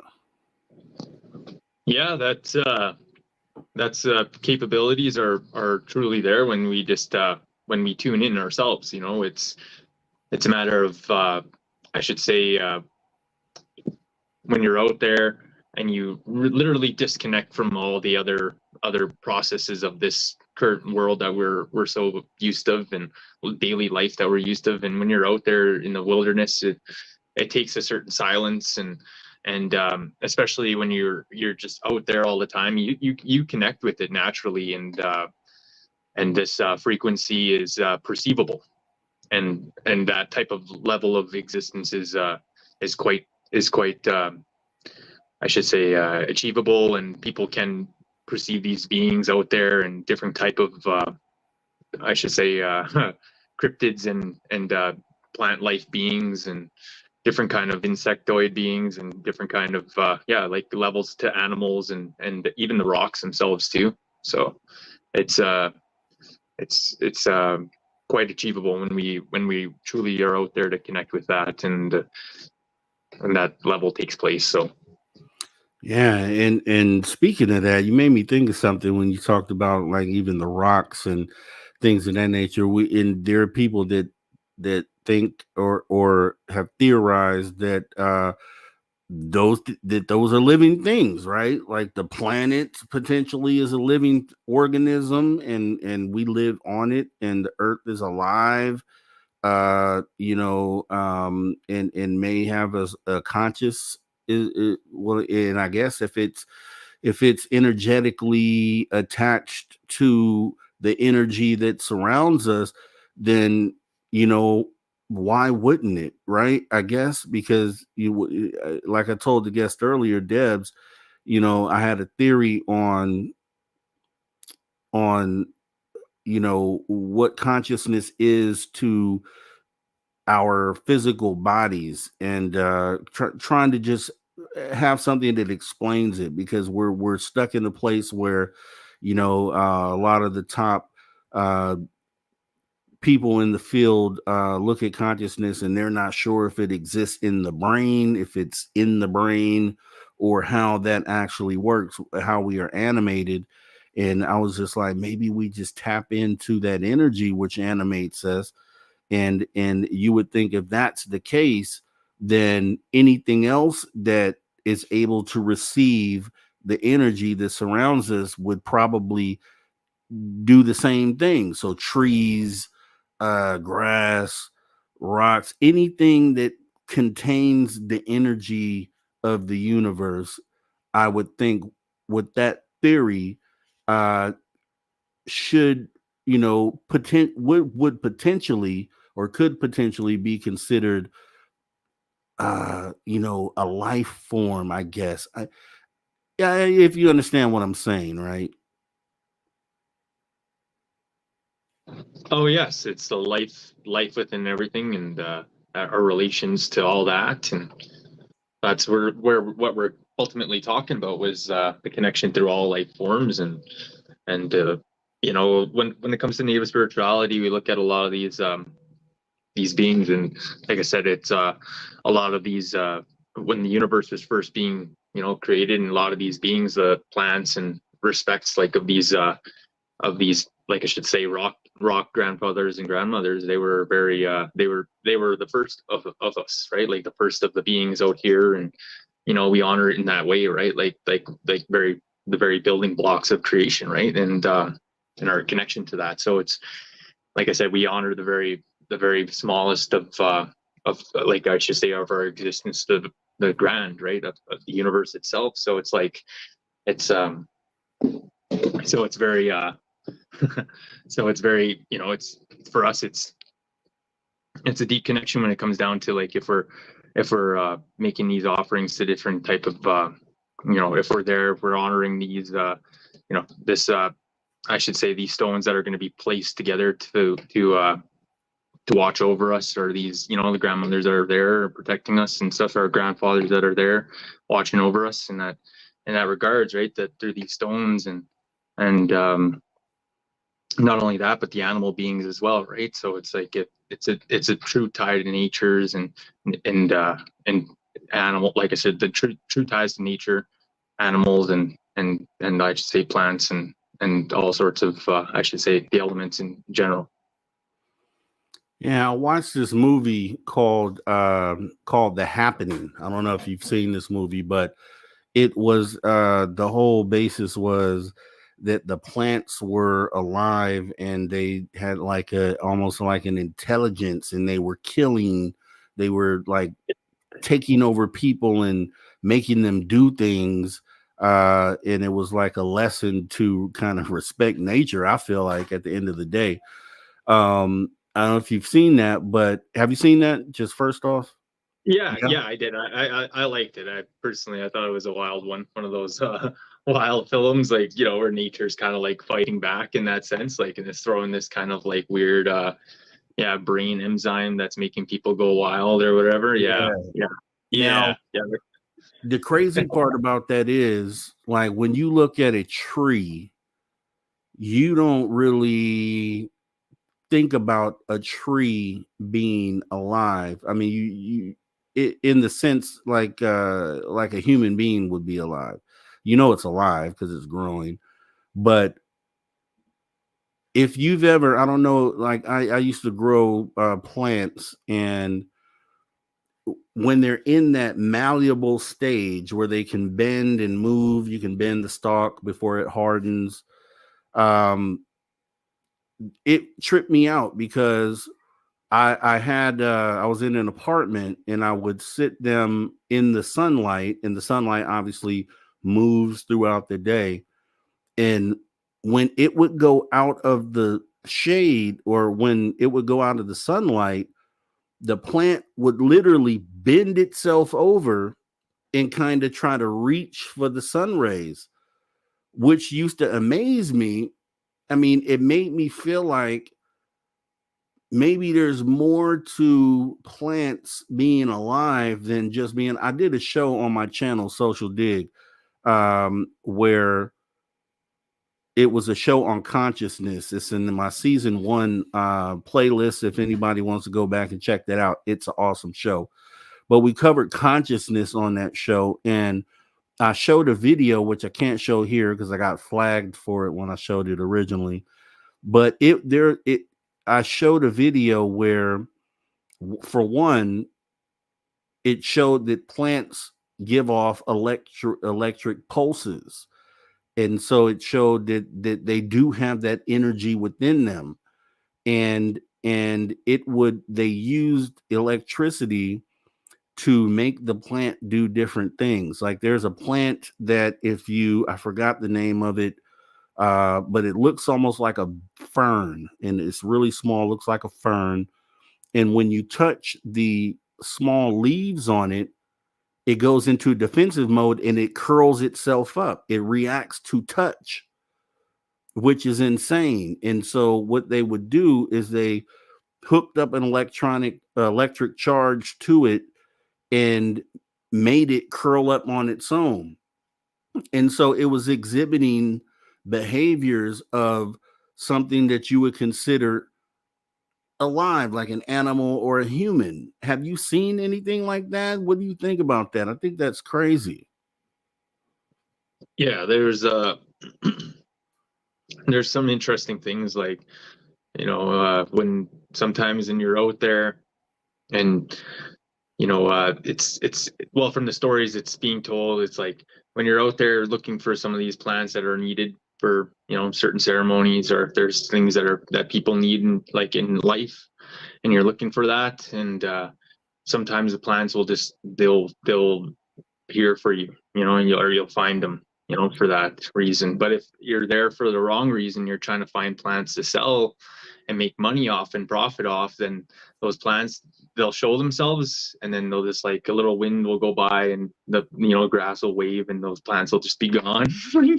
and it's just like the power of that, right? And they're so it's like I said, they're alive, and a lot of the trees, like, they hold memories, and yeah, like I said, they're very it's very much connected through it at all, right? And so they know, and also too with the plants and how in regards to what you're out there for, and your intention through the energy, right? Like through that connection through the universe, and that's like what kind of like I said, that's what that connection is, right? So it's very interesting, though, when you do say they're alive, or it feels like they're alive.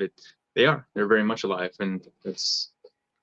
I'm going to show this because this is only 42 seconds. So I don't think we'll get in trouble for this. So I'll go ahead and show this here. And actually, let me turn the sound off on it. But this is the plant. It's called the Mimosa pudica. So anybody research this plant. This and you'll probably find the video. It was a TED's Talk video featuring this plant, Mimosa pudica. So if you search TED Talk and then Mimosa pudica, then I'm sure you'll find it.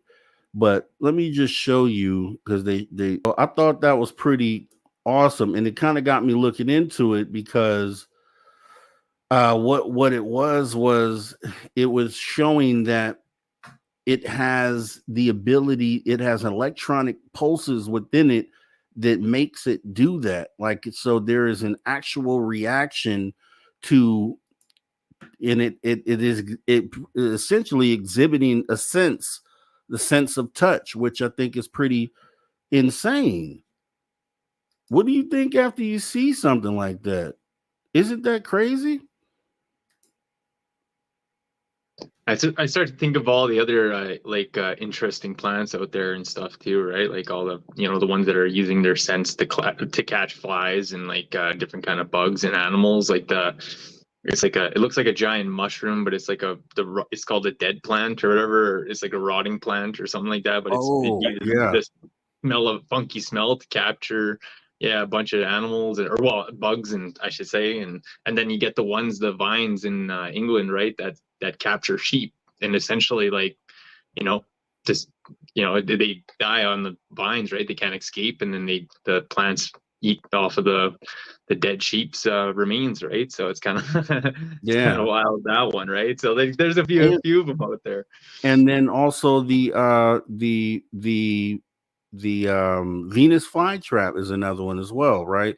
Where it doesn't necessarily just react to touch, but it is smart enough to not close unless it knows that a fly has landed in it. And the way that it knows that is the amount of times that the hairs are triggered inside of the mouth of it.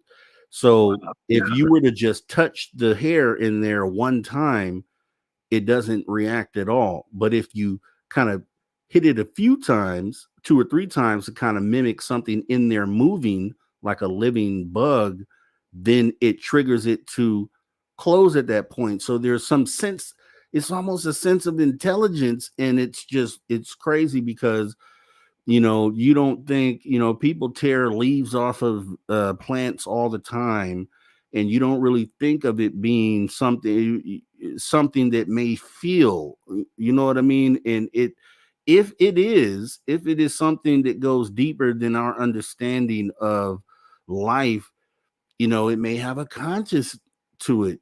And it's just weird to kind of think that, but there's video proof that this is a thing. So I thought that was pretty amazing because, when you go into, like, even you said, native folklore, things like that, the plants and the earth are things that are looked at and spoken about as living things, right?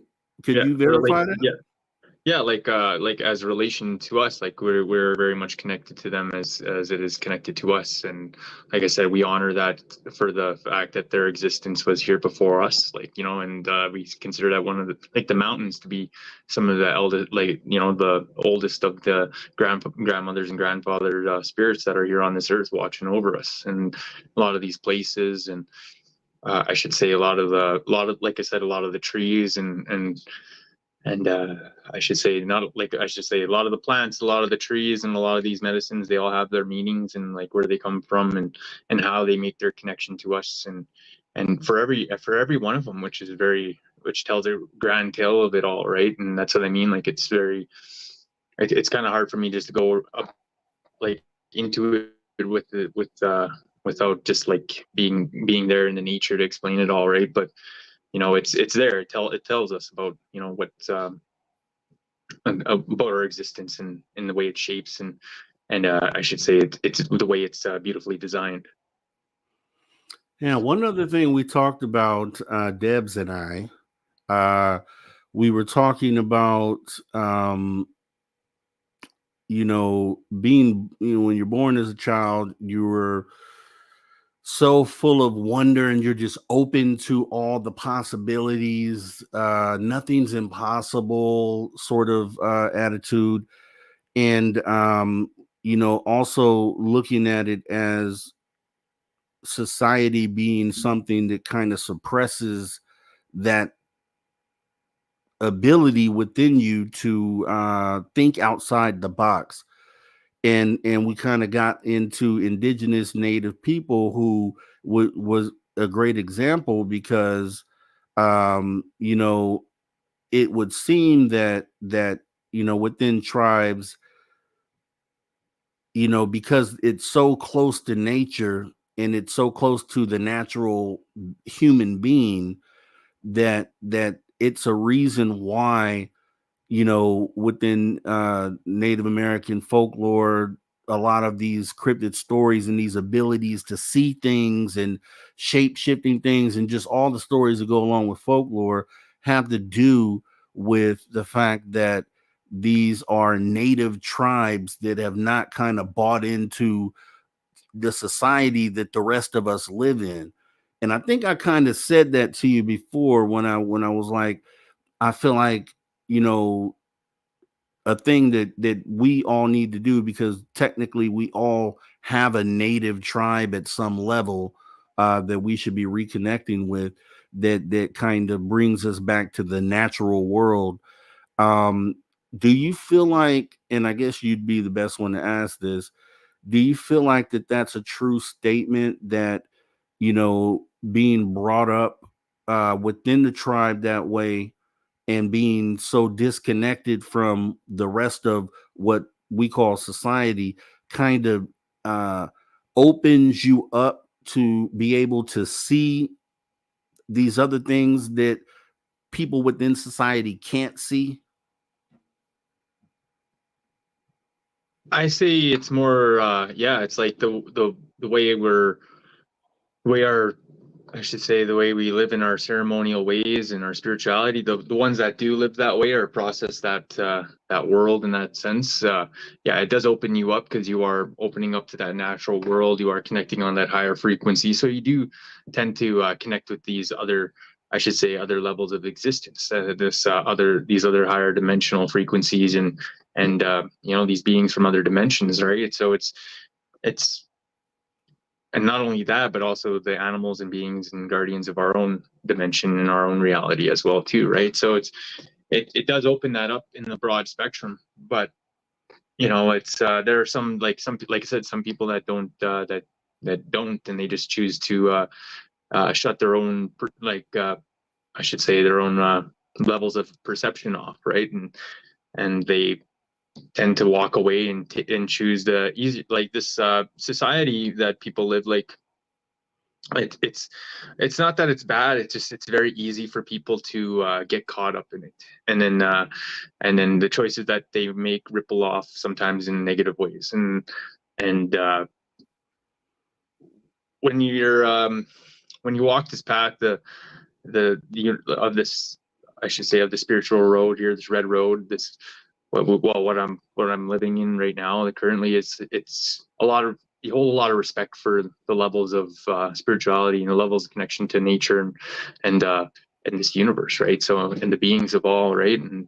And so what I'm getting at is, so when people tend to forget that and they close it off, then that's when they're, you know what I mean, like then that's when they get lost and locked into this just everyday modern day living society, and they choose to close off that those natural abilities that they are unaware that they have, you know. And that's just what it is, right? But for us that haven't, and that are perceiving these things, we are getting the messages, and we are seeing the, you know, the changes that are ahead, that are coming forward, and also too, we're perceiving I should say, a more centered way of living and connecting with this universe in this time. And that's honestly, that's there's nothing wrong with it either way. And the one part about a lot of the perceiving of this reality is like you're more or less, you're connecting with the higher frequency. You're not really looking for the darkness or I should say are connecting with that, right? So it's more or less you're living with the universal light and on that path, and that's kind of like what you're connecting with is the higher beings, right? So, you know, and when you're, especially when you're on the, like, you know, this path and you're doing a lot of the ceremonies and you're participating and you know, in these actual, like, the real traditional ways, and like I said, you start to experience some of these dimensional beings coming through, you know, like full on animals that enter into these lodges and stuff that are spirit forms. And like I said, they you know, it's pretty, you know, you experience these things, right? And then you go out there into this other world and you see a lot of these people, and you know, it's kind of like you're like, yeah, you just know that there's more to it, right? Than it's reality, and they're just choosing not to see it. But it's like I said, it's very easy for people to get caught up in that reality, but it's very hard to when they want to be spiritual and they want to walk down that path, and it's very hard for them to open up again, because they've been so used to telling themselves and that it's not real, and that's a problem for that, because in the future you're gonna need that type of connection in order to fly these higher dimensional crafts, and also too to perceive with a lot of these beings that are coming through, and that's just part of it, right? So as for where it is right now with everything that in that regard is, like I said, this time's a very very unique time for the universe, and higher frequencies are flowing about, and that's where you get a lot of these cryptids and different kind of beings that are just, like I said, they're back around, and they're in the forest, they're lurking in the wilderness, and they're coming around and people are perceiving it, and that's just part of that too. Like I said, with the higher frequencies, people's vibrational levels tend to kick up a little bit more, and these things are able to be spotted and seen or perceived by them, because they're, like I said, they're there at the right time of the universe to I should say, make that connection or experience that. Yeah. I feel like a way the whole enlightenment process is like to give a visual. I think it's like a kid or a person that has been stuck in the house and doesn't get a chance to go outside, right? And this is all is these four walls or whatever's in your home. And the enlightenment process is when you get to go outside, or even if you were outside, you only stayed on your block, right? And then you finally ride across town that first time, and you realize, whoa, there's more to what's going on than just this little neighborhood that I'm in. And then even going past that, then the city, okay, and then now the United States, and then the world, and then the universe. Then that's like the enlightenment process that we go through.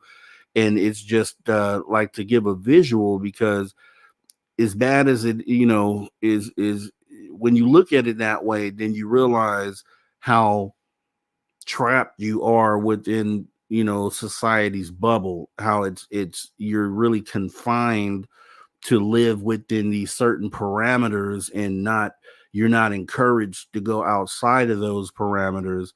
But once you break away from society and you have that first moment where you're like, I'm going outside, and then you're like, whoa, I like it out here, and then you venture out further and further, and you're like, I'm never going back in the house ever again.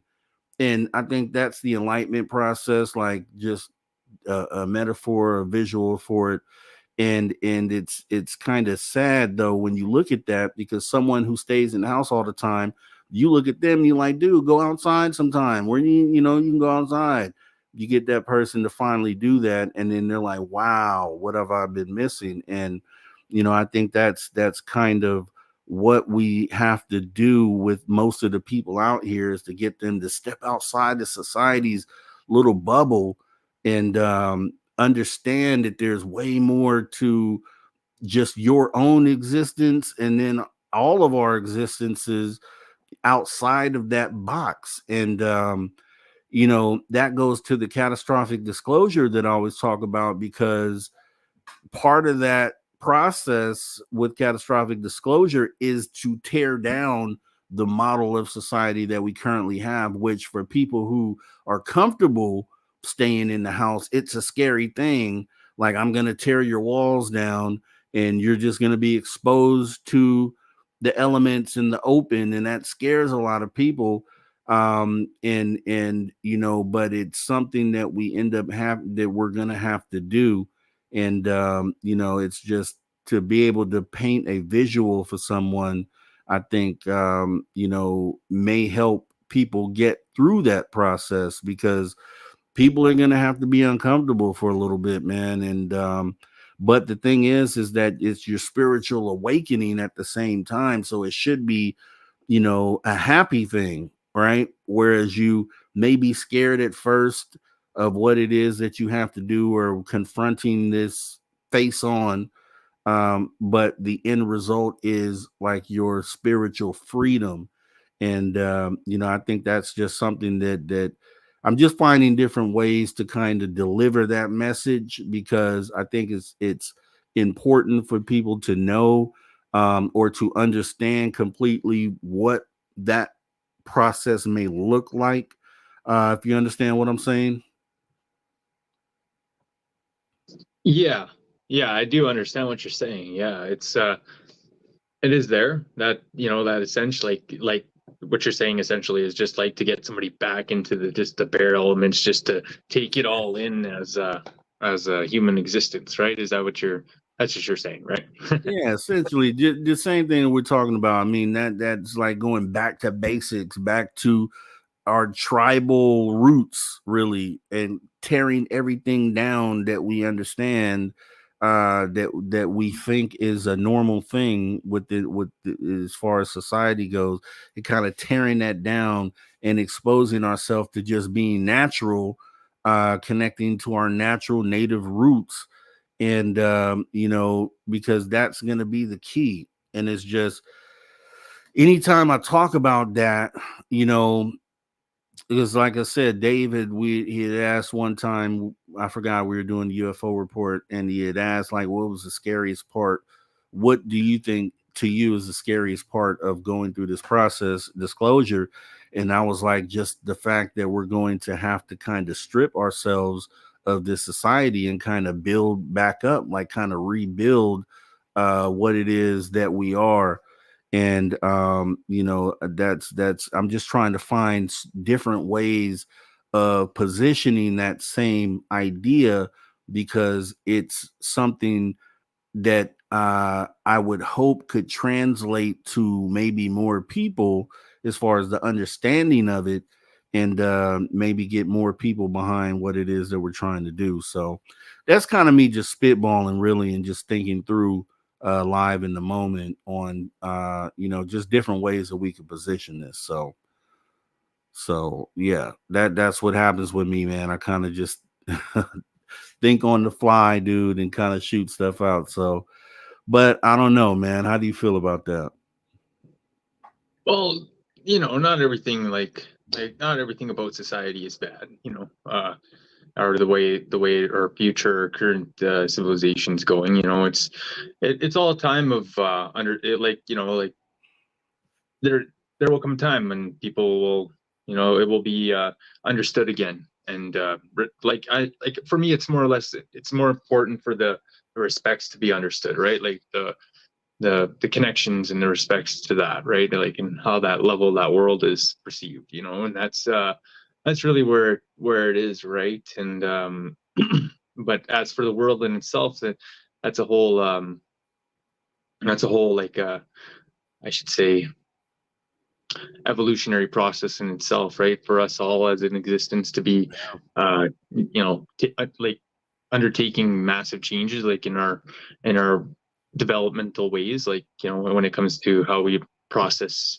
our certain materials and what our, you know, what we leave behind as junk materials and things like that, you know, that's, you know, it seems like that just seems part of the process. And yeah, that's you know, for me, I have faith in that, like, and but like I said, in time, you know, these respects will be more out there and readily known, and that's where I'm more or less concerned about it, right? Is that people see the right messages and the right meanings behind them, right? Yeah, and I agree with you on, you know, there are definitely some parts of society that are beneficial, I think, but most of it just isn't, though. I mean, most of it just suppresses our abilities to think outside the box. It just keeps us trapped. But you know, there are other ways that, like, we could restructure society potentially. Like, there's examples of that where they have I think they call them communes, where you have people that get together in these communities, and essentially each person takes on a job within that community. Like one person does the farming, one person does this, one person does that.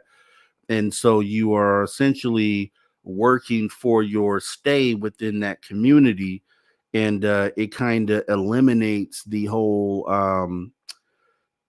the idea of the financial structure, the I'm not thinking of it, the God, I mean, I'm not thinking of the right word. It's the whole economic structure that we live in, right? So you don't need money essentially when you're in these communities, because everyone does their part to work. And I kind of think that, that might be an idea that we could go with to kind of keep some semblance of the togetherness that, society does bring us together, but it brings us together for the wrong reasons. And so when you have this commune, you're kind of coexisting with each other, and you're essentially just doing your part to make that community grow and become stronger. But you don't need the dollar doesn't matter, right? And I think that's probably one of the things that corrupts the society that we live in, right? Is probably the whole financial side of it, because it creates separation.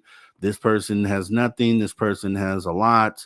And where in a community like a commune, everyone is equal essentially, right? So if we could get something like that going, then I could see society existing. But a good example is like when society came here and displaced the natives, right?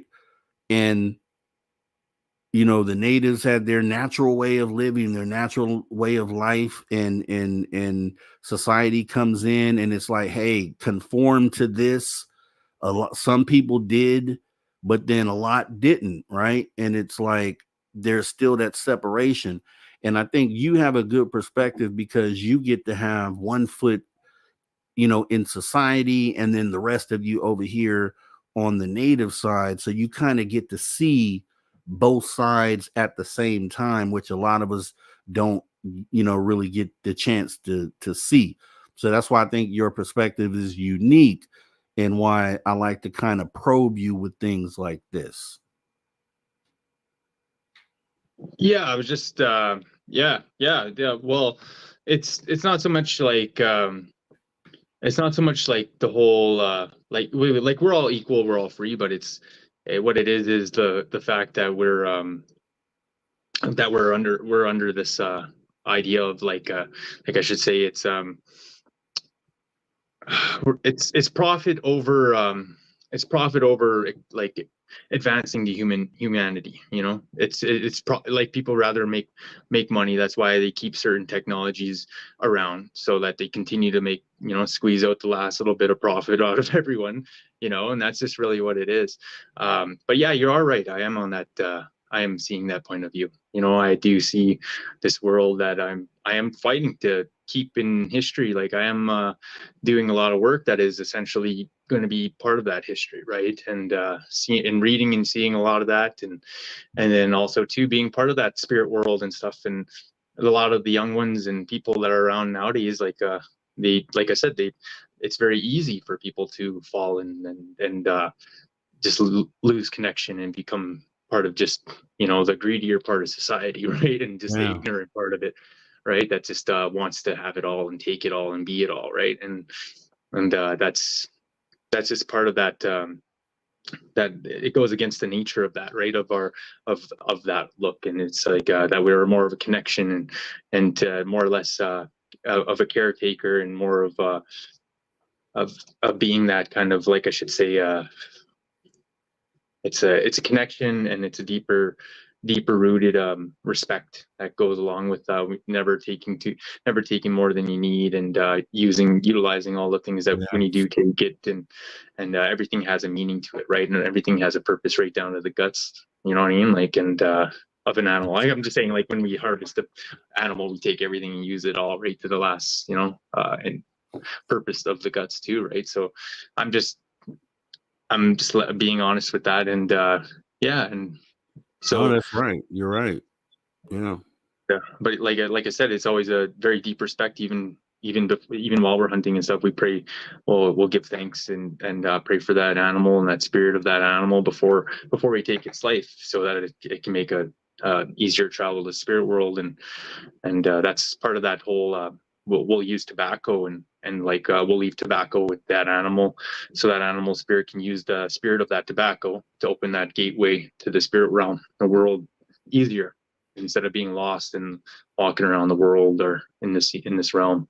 So we honor that animal for giving its life to give us life, and that's that's how that's looked at, right? So I just figured I'd mention that too, like because that's great. Yeah, I mean, you essentially, that's exactly what I'm trying to get across, and I'm glad you put it that way and you said that, because that kind of puts the cherry on top for what it is that we're doing. And we, it's a work in progress. I mean, we don't know exactly how we're going to do this, or what's the best step to take in order to get that end result, the thing that we want or hope to get out of society, or for humanity rather. And it's just cool to be able to sit here and talk through the stuff. So, and that's why I'm glad that I have you on here. So because you have that other perspective, and because I'm a person that thinks and thinks and thinks and always has a theory or something. It's just about, we have to do this in order to exhaust all of our options and come with something that will work. So with that being said, man, we're at the end of the show. So I do appreciate you coming on in, man. Awesome hour 3. We'll be doing this again, obviously, next week, guys. The fans love you here, the viewers, and we got to have you back, buddy. So we'll see you next week. Right on, Rob. Thanks everyone out there. Appreciate it. Thanks for the time we shared here in the universe. I hope everyone has a great night out there. And thanks, Rob, for having me back. And I'll see you next week. Thank you so much. That's all for now. Ex Amaga. Take care, man. Talk soon. Yeah. All right, guys. Yeah. Awesome, deep show, right? Awesome, impactful, deep show. I mean, yeah. And that's why I say, I don't know if you've gone over to my page yet. I have a personal page, just youtube.com/@ Mr. Rob G, just like it's spelled up there. We have a lot of deep conversations over there too. Sometimes deep conversations are uncomfortable. Sometimes they're not fun, rather versus a fun story, a spooky, scary story, right? But it's just having real conversations about things that really affect us and really pertain to where we're trying to go and what we're trying to do. Thanks for the super chat as well. Saw a super chat pop up. Actually, Maggie M10, awesome sauce. Thank you so much. And Kira, I am as well. Thank you so much, Kira. We do appreciate both you guys that support Spaced Out Radio. And this is an awesome show. We'll end it here. We'll wrap it on up. So let me go ahead and thank our super chatters for the night. We had Dev from Sacramento. We had W. Decker. We had Latchkey Hustle. We had Aloha Dave and Maggie M10, and also Kira I am. Awesome, guys. Really do appreciate all that support here tonight. We'll do this again very soon. Thanks for coming on in. Actually, I have to talk to the space travelers, right? You're already a space traveler. Consider taking the next step and joining the club. Become a space traveler for as little as $5 per month by joining our Patreon. To all our viewers and listeners around the globe, all around planet Earth, thank you for tuning your frequency to Spaced Out Radio. where we do what we do best. And what's that, you ask? We own the night, guys. Have a great rest of your night. Conversations Take that care. move the needle. Conversations that move the You're needle. listening to After Hours with Mr. Rob G on the only place where you can own the night. Spaced Out Radio. Spaced Out Radio. You've tuned your dial to the right frequency.